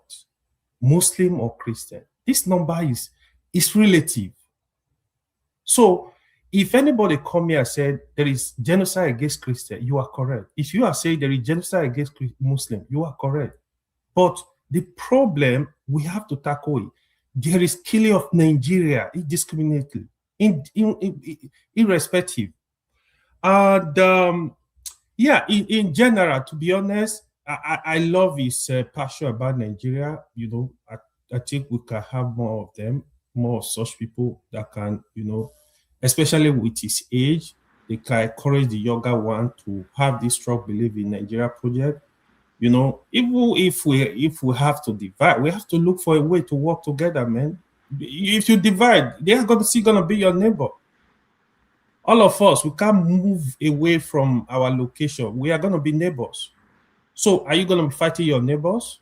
So please, let's be coming down. Thank you. All right, thank you, Elroy. Chim, you're next. Yeah, Rudolph, thank you very much for having me. As usual, that was an interesting guest. I don't have any problem with him. Like I said, I've been watching him. I think, like KJ said earlier, we all need to hush with all our pretenses. He's speaking from a place of experience. I'm not sure too many people here have experienced anybody being kidnapped directly. I haven't, so I don't know what anybody who's either had a family member kidnapped or you've had a family member maimed as a result of the insurgency that has been going on in the country. So he's speaking from what you Americans refer to as your truth. So he's speaking his truth. So I just kind of think a lot of people are being hypocritical in their evaluation of things. You don't have to necessarily agree with him, but you should be able to respect where he's coming from. At his age, he knows what he's saying. He has seen Nigeria through different phases. A 70-something-year-old man or 70-year-old person is not a child of today. So he's seen a lot of things that lots of us on this platform haven't seen. Many of us are speaking from either what we've read or we've been told. He's first and foremost a Northerner. He's experienced it, and not just a Northern Christian. Yes, Northern Christians get a lot of pushback when they want to express their faith. If you don't agree with me, that is fine. I'm not here to ask you to agree with me.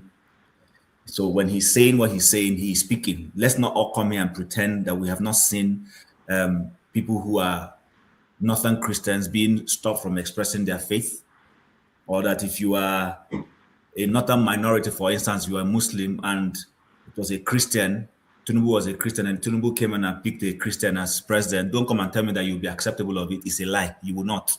So I'm done and tired of people who come here to pretend.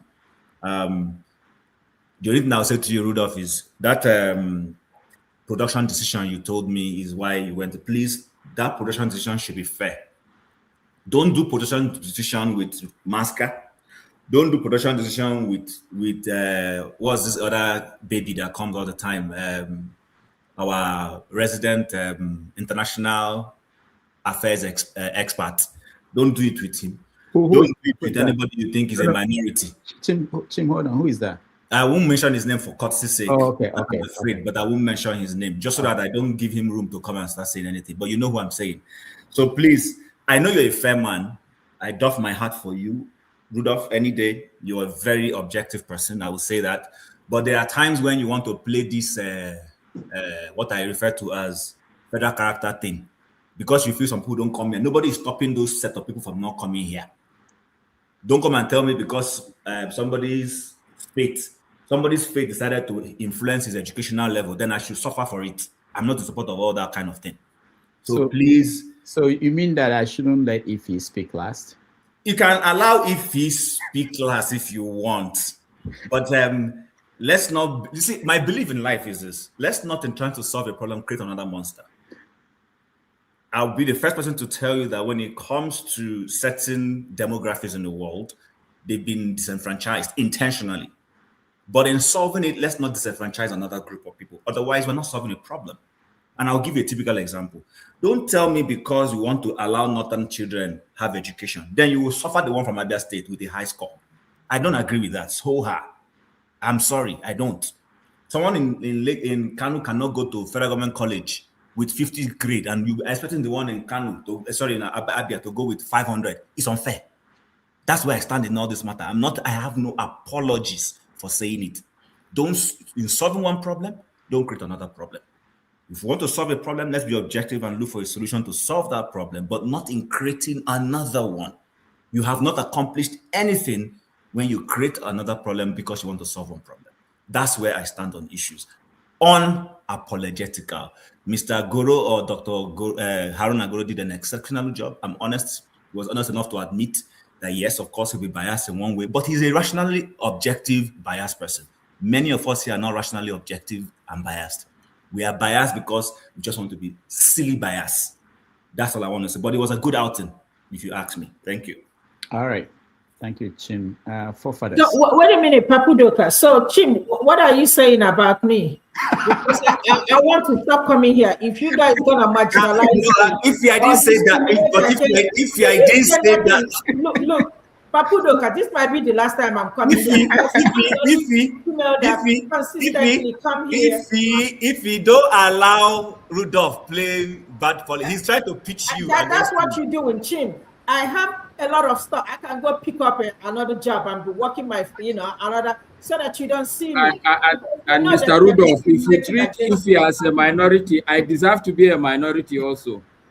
Okay. Let me just say before forefathers, today is Chim's birthday, so we have to wish him a happy birthday. Chim, I'm gonna wish you happy birthday, but this will be the last time you're gonna see me because no. Don't behave like this. But if you don't worry, come and drag you in here. You can't run away. The good thing is that Chim, unless he's the person hosting, I'm the host, and I have power over Chim. As long as I'm hosting, when he's hosting, he can make his rule. We're okay with that. So, but Mr. Rudolph, you are talking about if have I lost my minority status? No, you are the cause of this now because I gave you more time and they are now criticizing me. That's why. All right, forefathers, go ahead. Yeah, greetings, Dr. Damages. Greetings to the panelists, the chat, and to the viewers. I was watching from the background, and often when guests come these days, especially when it comes to all this religious talk, like not knowing about the Sunni, Shia, this thing, those type of stuff makes me mad. So I don't try to come online and talk to guests that don't know that kind of stuff. But that said, I appreciate the fact that he is more like a nationalist in his mind, and he did admit when he doesn't know certain things. And I also sympathize with his view of being a little bit biased. I don't know how you can be objectively biased, but I think that's a new term because they are contradictory terms, isn't it, if I'm not mistaken. But that said, what he did was when he tried to highlight the pains of some of the Christians in the North and some of the things they see, you can understand why that is. Because I think I've met, when I was in Nigeria just this year, I was speaking to somebody from Gombe, and he's a Christian. And the way he sounds, that's how that guy sounds. So, and this is not new, and we all know it in Nigeria that sometimes religious tensions means that you have to watch your words, and we shouldn't have to live like that. We really shouldn't have to live like that. And that's something I keep saying my Muslim countrymen should keep in mind, because our people should always come first. Some of your fellow Muslims are very, very intolerant, and they make you walk on eggshell. That is wrong. We have to call that out and say, okay, if you are Muslim, you tell your brethren and tell them this is not acceptable. Your Nigerians, whether they are native doctors, native practitioners, or Christians, have to be respected, have to be treated like humans, like maybe just like you.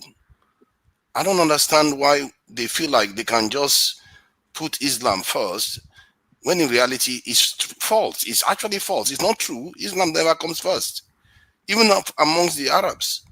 It never does. You know, seeing how they are all ganging up against Iran recently. Many of the Gulf nations, did they put their Islam first? They didn't put Islam first. When they deal with the people in Sudan and kill fellow Muslims because the Muslims are not Arabs, they are not putting Islam first. They never do. Never, ever has any people put Islam first. You put your people first. And I keep saying this to my fellow, I've had this conversation with Masca, AY, I mean, that we have to start calling our own side out. You can't keep making Christians walk on eggshell. I was in Nigeria myself. I spoke to a Muslim once, and I said some things, and even my fellow, Nigerians that were with me, that was from the South, like, don't say that to them, because they are scared. Why should you be scared in your country? You shouldn't do that, because I know if they say anything to Christians, they have no fear. They should not have no fear, because those Christians are not going to attack them for it. They are not going to physically come to harm because you say something about Christianity. It's very, very rare that happens. That should not be the case the other way around. And I think that's the point he was trying to highlight, that may have been misconstrued as him being biased. And I also find, I think, maybe I'm mistaken. If I'm mistaken, somebody corrects me. I think he's quite sympathetic to foreign intervention in Nigeria. And if that's the case, that's a problem. You can't have somebody sympathizing with foreigners coming to the country when all the evidence points to the fact that they are not actually going to come to help. They can't, because they never did. They've never done it. And this is the problem when people ask that foreigners should come and sort us out. Because how many times there's Al-Qaeda in Iraq, there's ISIS in Iraq. America has been there for how many years now? 20 years. They own a large, their largest embassies in Iraq there. They have not sorted it out. Former Al-Qaeda is ruling Syria right now. Even their own senator confessed to them, even sponsoring some of all these things. We have to be careful. How many times have you seen ISIS attack Israel again? Have you ever seen ISIS go after Israel? As a matter of fact, Al-Qaeda doesn't prioritize Israel as an issue. Does that not bother you that this doesn't seem normal? It's not the normal behavior of it's true Islamic terrorists watching other Muslims getting slaughtered and feel like, I don't mind, that one is nice. It seems like he's killing the Palestinians slowly, so that's fine. That is not normal. The opposition Iran has against Israel is based on sound principle that anybody will understand. That's why we were against the apartheid regime. That is why. You can't see people being oppressed just because you think they are not your people. You just like, okay, let me leave them, let them torture them. That is, so for me, what Iran was doing to support the Palestinian cause is the right thing, but it doesn't mean what Hamas did was right too. Hamas went and attacked civilians. That is terrorist act. You can't do that. So we have to learn how to differentiate between right and wrong. And it doesn't matter what side it comes from. You have to call them out.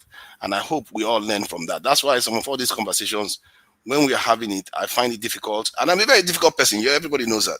I'm going to come and insult you. I'm going to go and say things that will just, make you feel like you are not very, very clever. And that is not always nice side of me, but it is what it is. And I just feel like he has good points that he brought up. I feel like a lot of people actually accepted him, which is very interesting. Normally in Nigeria, when somebody sounds the way he does, they will totally condemn him and totally reject him. But from what I'm hearing, he appears he has done a good job. And maybe it's down to Dr. Damage's channel that a lot of people have become slightly more tolerant of each other. They're able to hear each other out. This is why these conversations are important. Thank you. All right. Thank you, forefathers. Let's hear Igbo basics. Well, I didn't really mean to show up here today, but I have to. First of all, if you're my daughter, I would proudly say nobody's going to chase you out of the kitchen.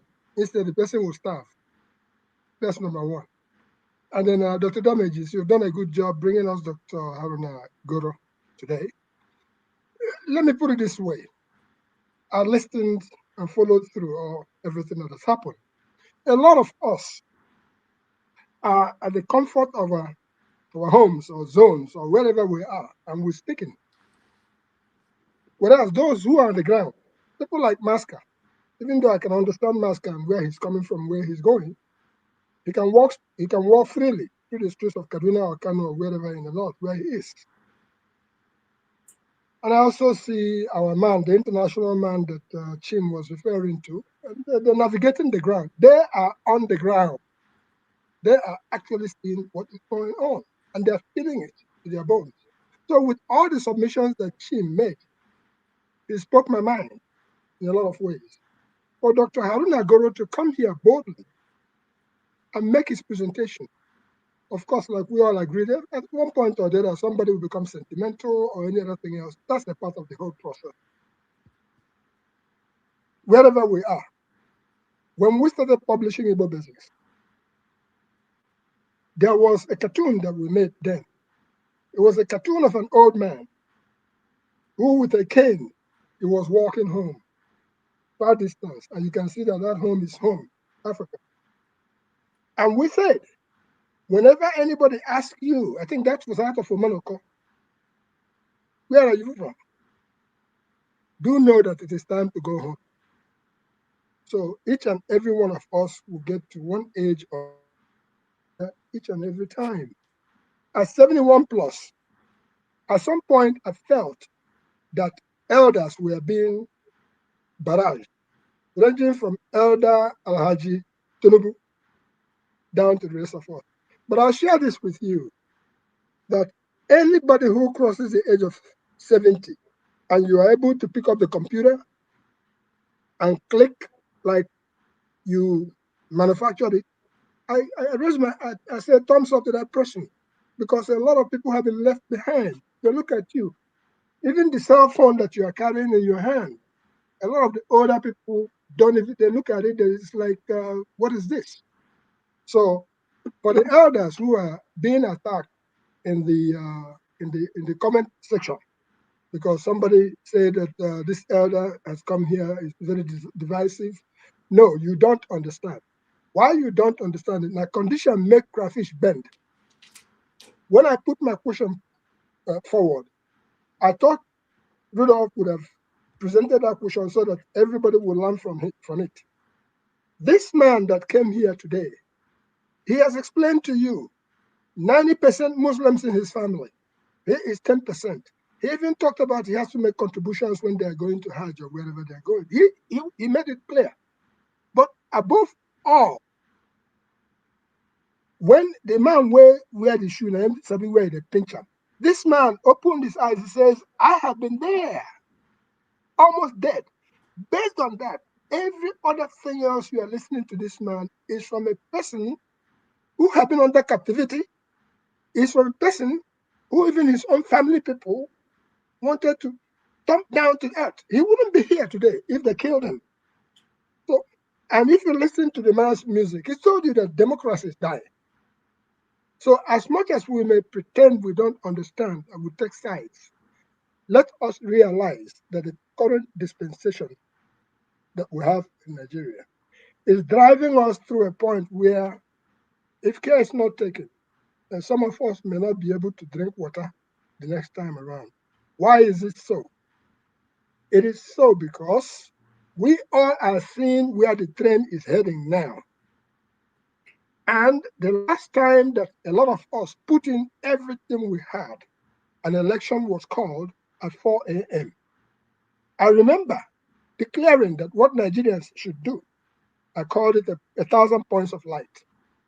That ship has sailed because we are not having that same opportunity that came where that 1,000 points of light would have led to the freedom of everybody.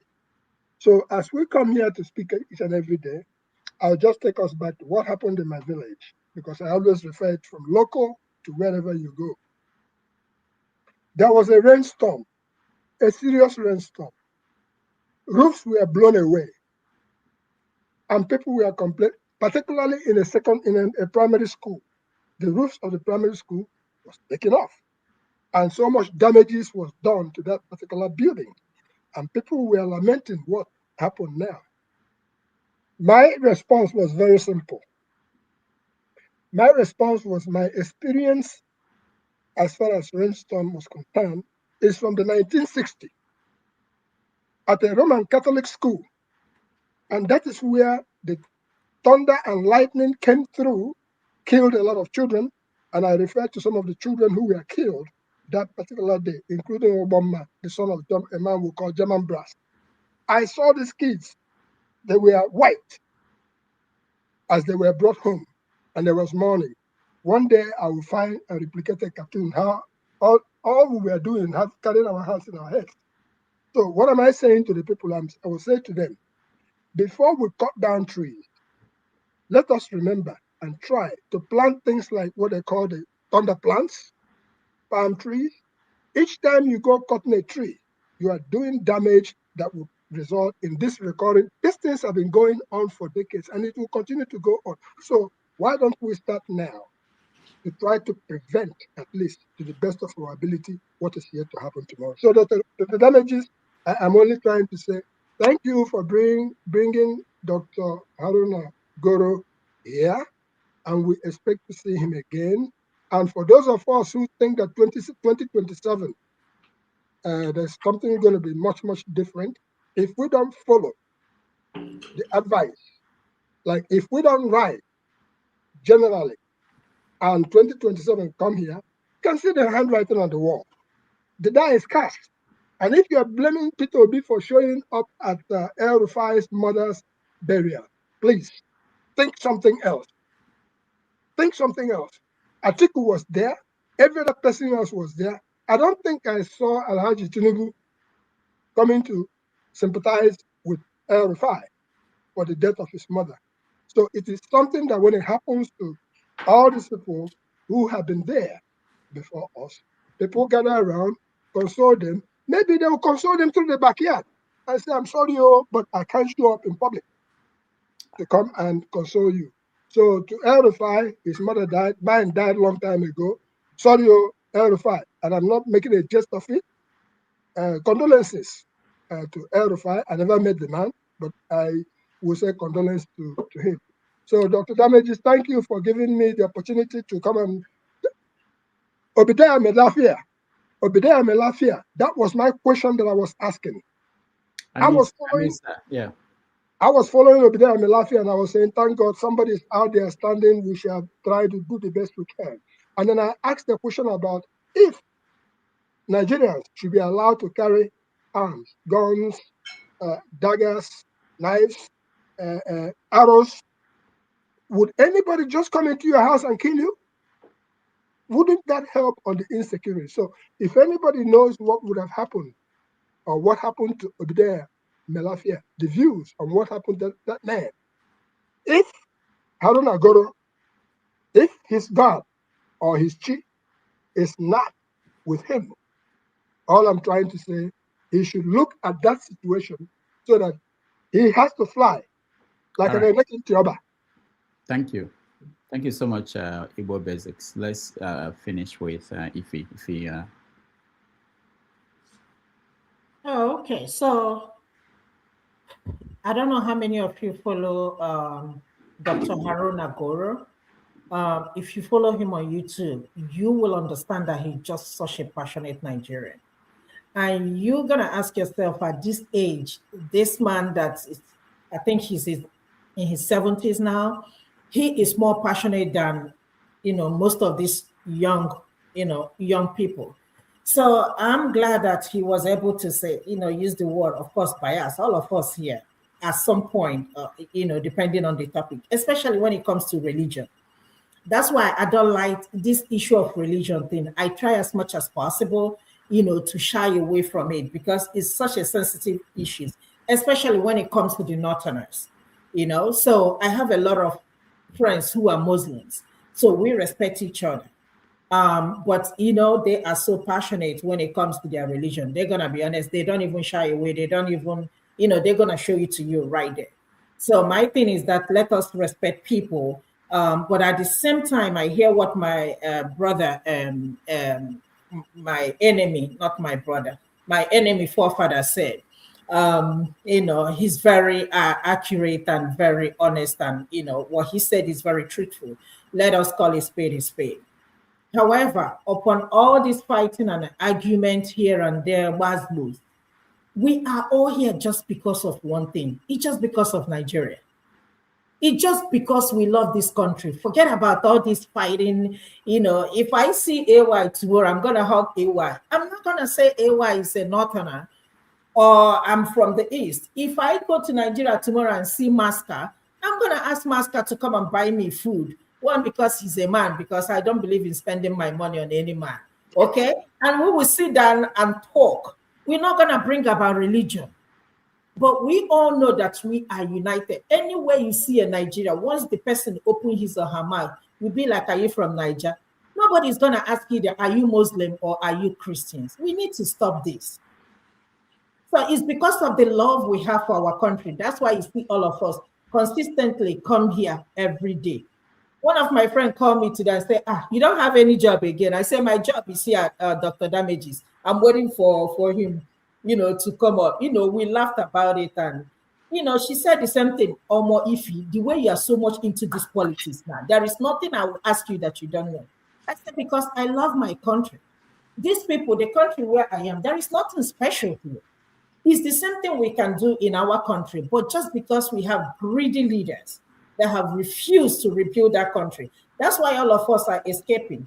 In 2026, we are still talking about electricity. In 2026, we are still talking about education. In 2026, we are still talking about healthcare.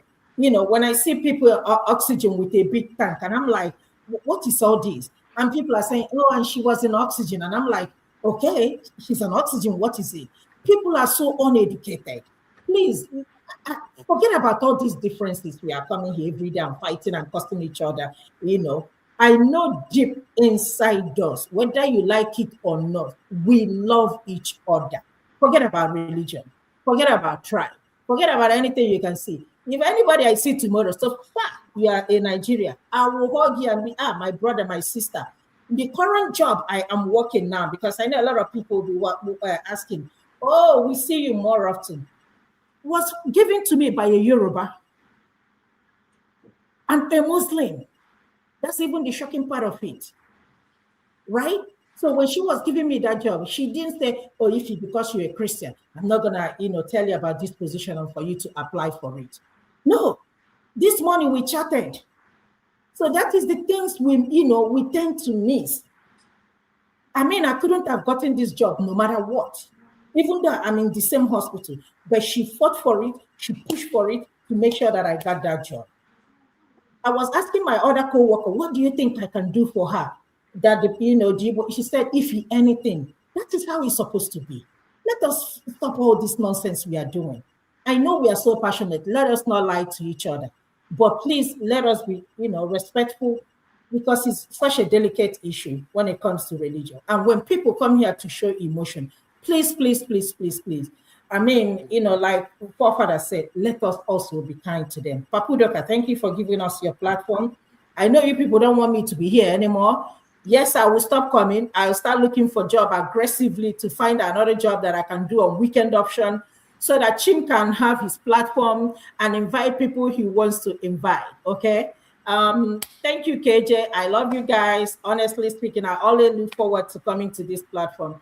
KJ, my mask, I can know if I come back to Nigeria again, I'm gonna look for you, gonna buy me food. AY, my friend, thank you so much. Happy birthday, Chim. Chim, many more years to come. Many, many, many more years. And my enemy forefather, who constantly will never let me rise, will always bully me out of this channel. And finally, Uncle Igbo Basis, thank you so much. I love you guys, but I hope this, what you're saying, I hope it's not a goodbye. Give your number to Rudolph so I can send to me. I need to talk to you. Don't try. If you know shop, if I find a job, you will not see no, me again. No. If you are not finding another job, if you try that, you will see me for your door tomorrow.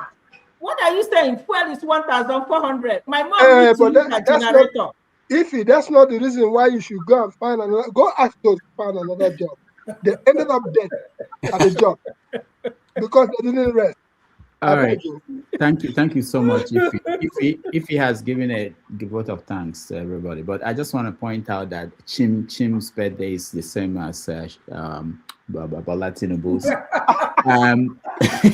In 2012, Bola Tinubu celebrated his 69th birthday, according to these reports from Sahara, and today he's celebrating 74th birthday. So, Jim, what's your own?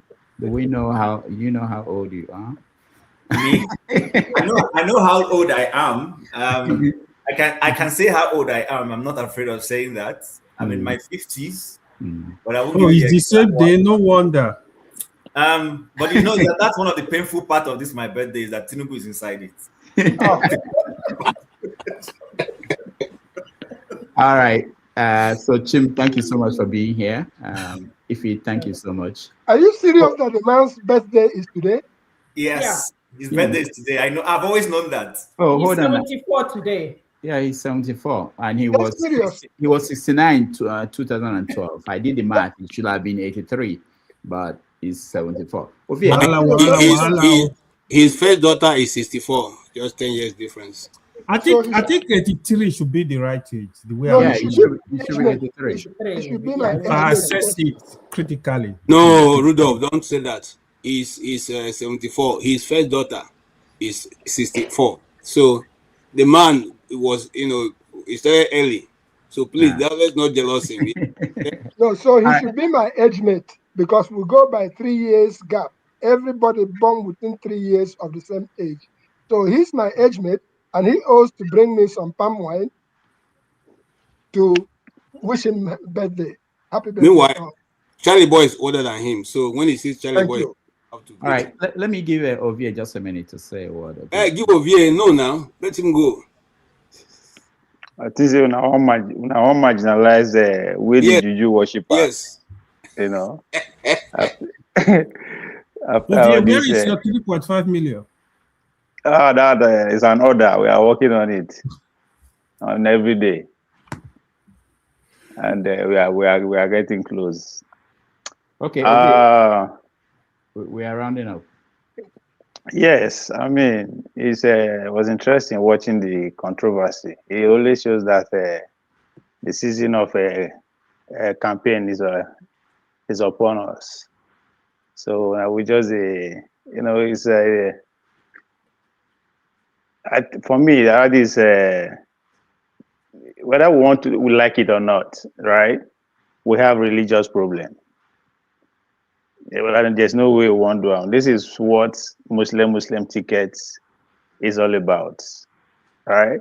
So, and I'm not surprised that those who are looking for power are exploring the angle, right? They successfully, make us to believe that leadership is the problem. And the kind of system that we operate, there's only a way to get to be a leader. That you have the money or you are famous. Famous means that you have followership. So it's all about popularity or you have the money to get it. So, and how do you exploit that? Now the line, the ethnicity line is becoming blurry, right? The idea, first you go claim one ethnicity become victory is no longer there. So which other demography has more number? Religion. So whether you like it or not, about three or four out of 5 of every Nigerian is either a Christian or a Muslim.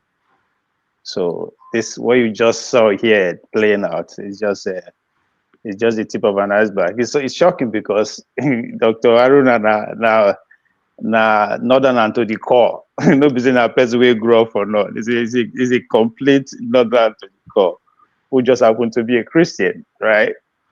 So, and I think I asked Nigeria this question that which one Nigerians will carry? Nigerians carry guns against themselves in the 60s, right? Which is the Civil War.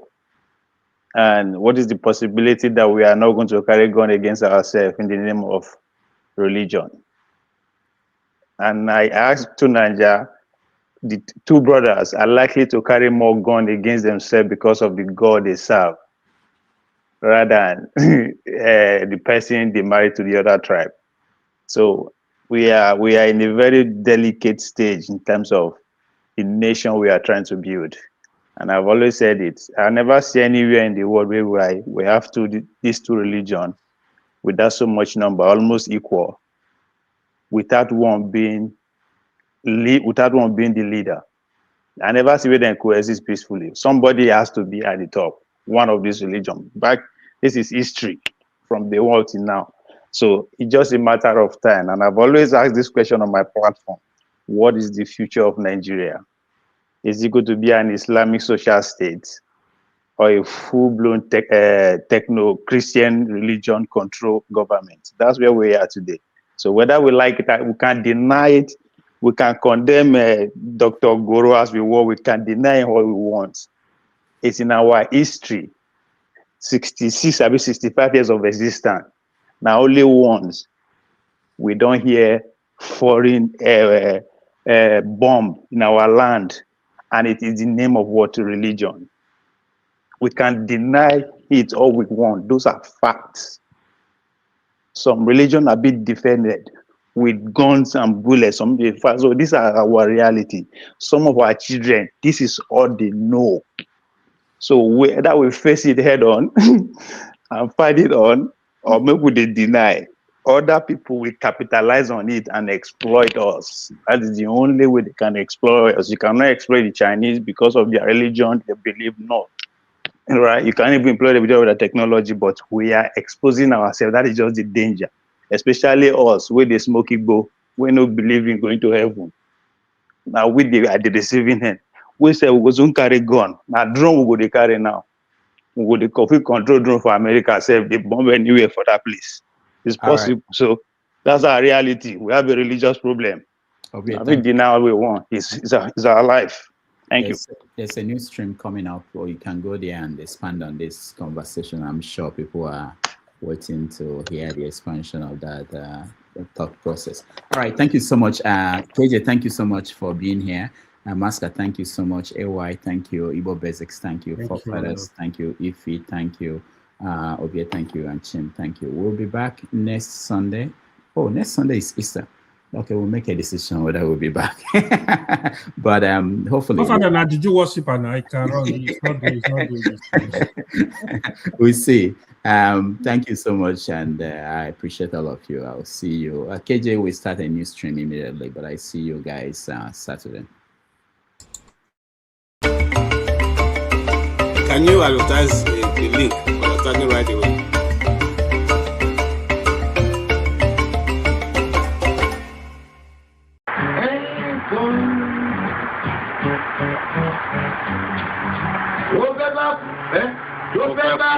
Tó fẹ́ kú torí ẹ̀.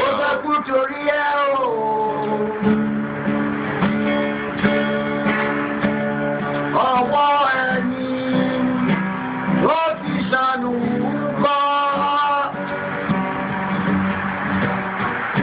Ayé la bá, ayé la fi sílẹ̀ sí. Lọ́nà èyí yóò. Thank you so much for watching. Thank you. Have you subscribed? Yes, you. Have you subscribed? You. Yeah, before you go, click. It's free. Click. Just that's it. Have you subscribed? You are laughing. Have you subscribed? Have you subscribed? Thank you. Thank you. Thank you. Hey, madam. Thank you so much. I can see you. I can see you. We have to get to 100,000 subscribers. By the end of the year, how are we going to do that if you don't subscribe? Yes, you. Yes, you're about to click off. Why? Have you subscribed? It's free.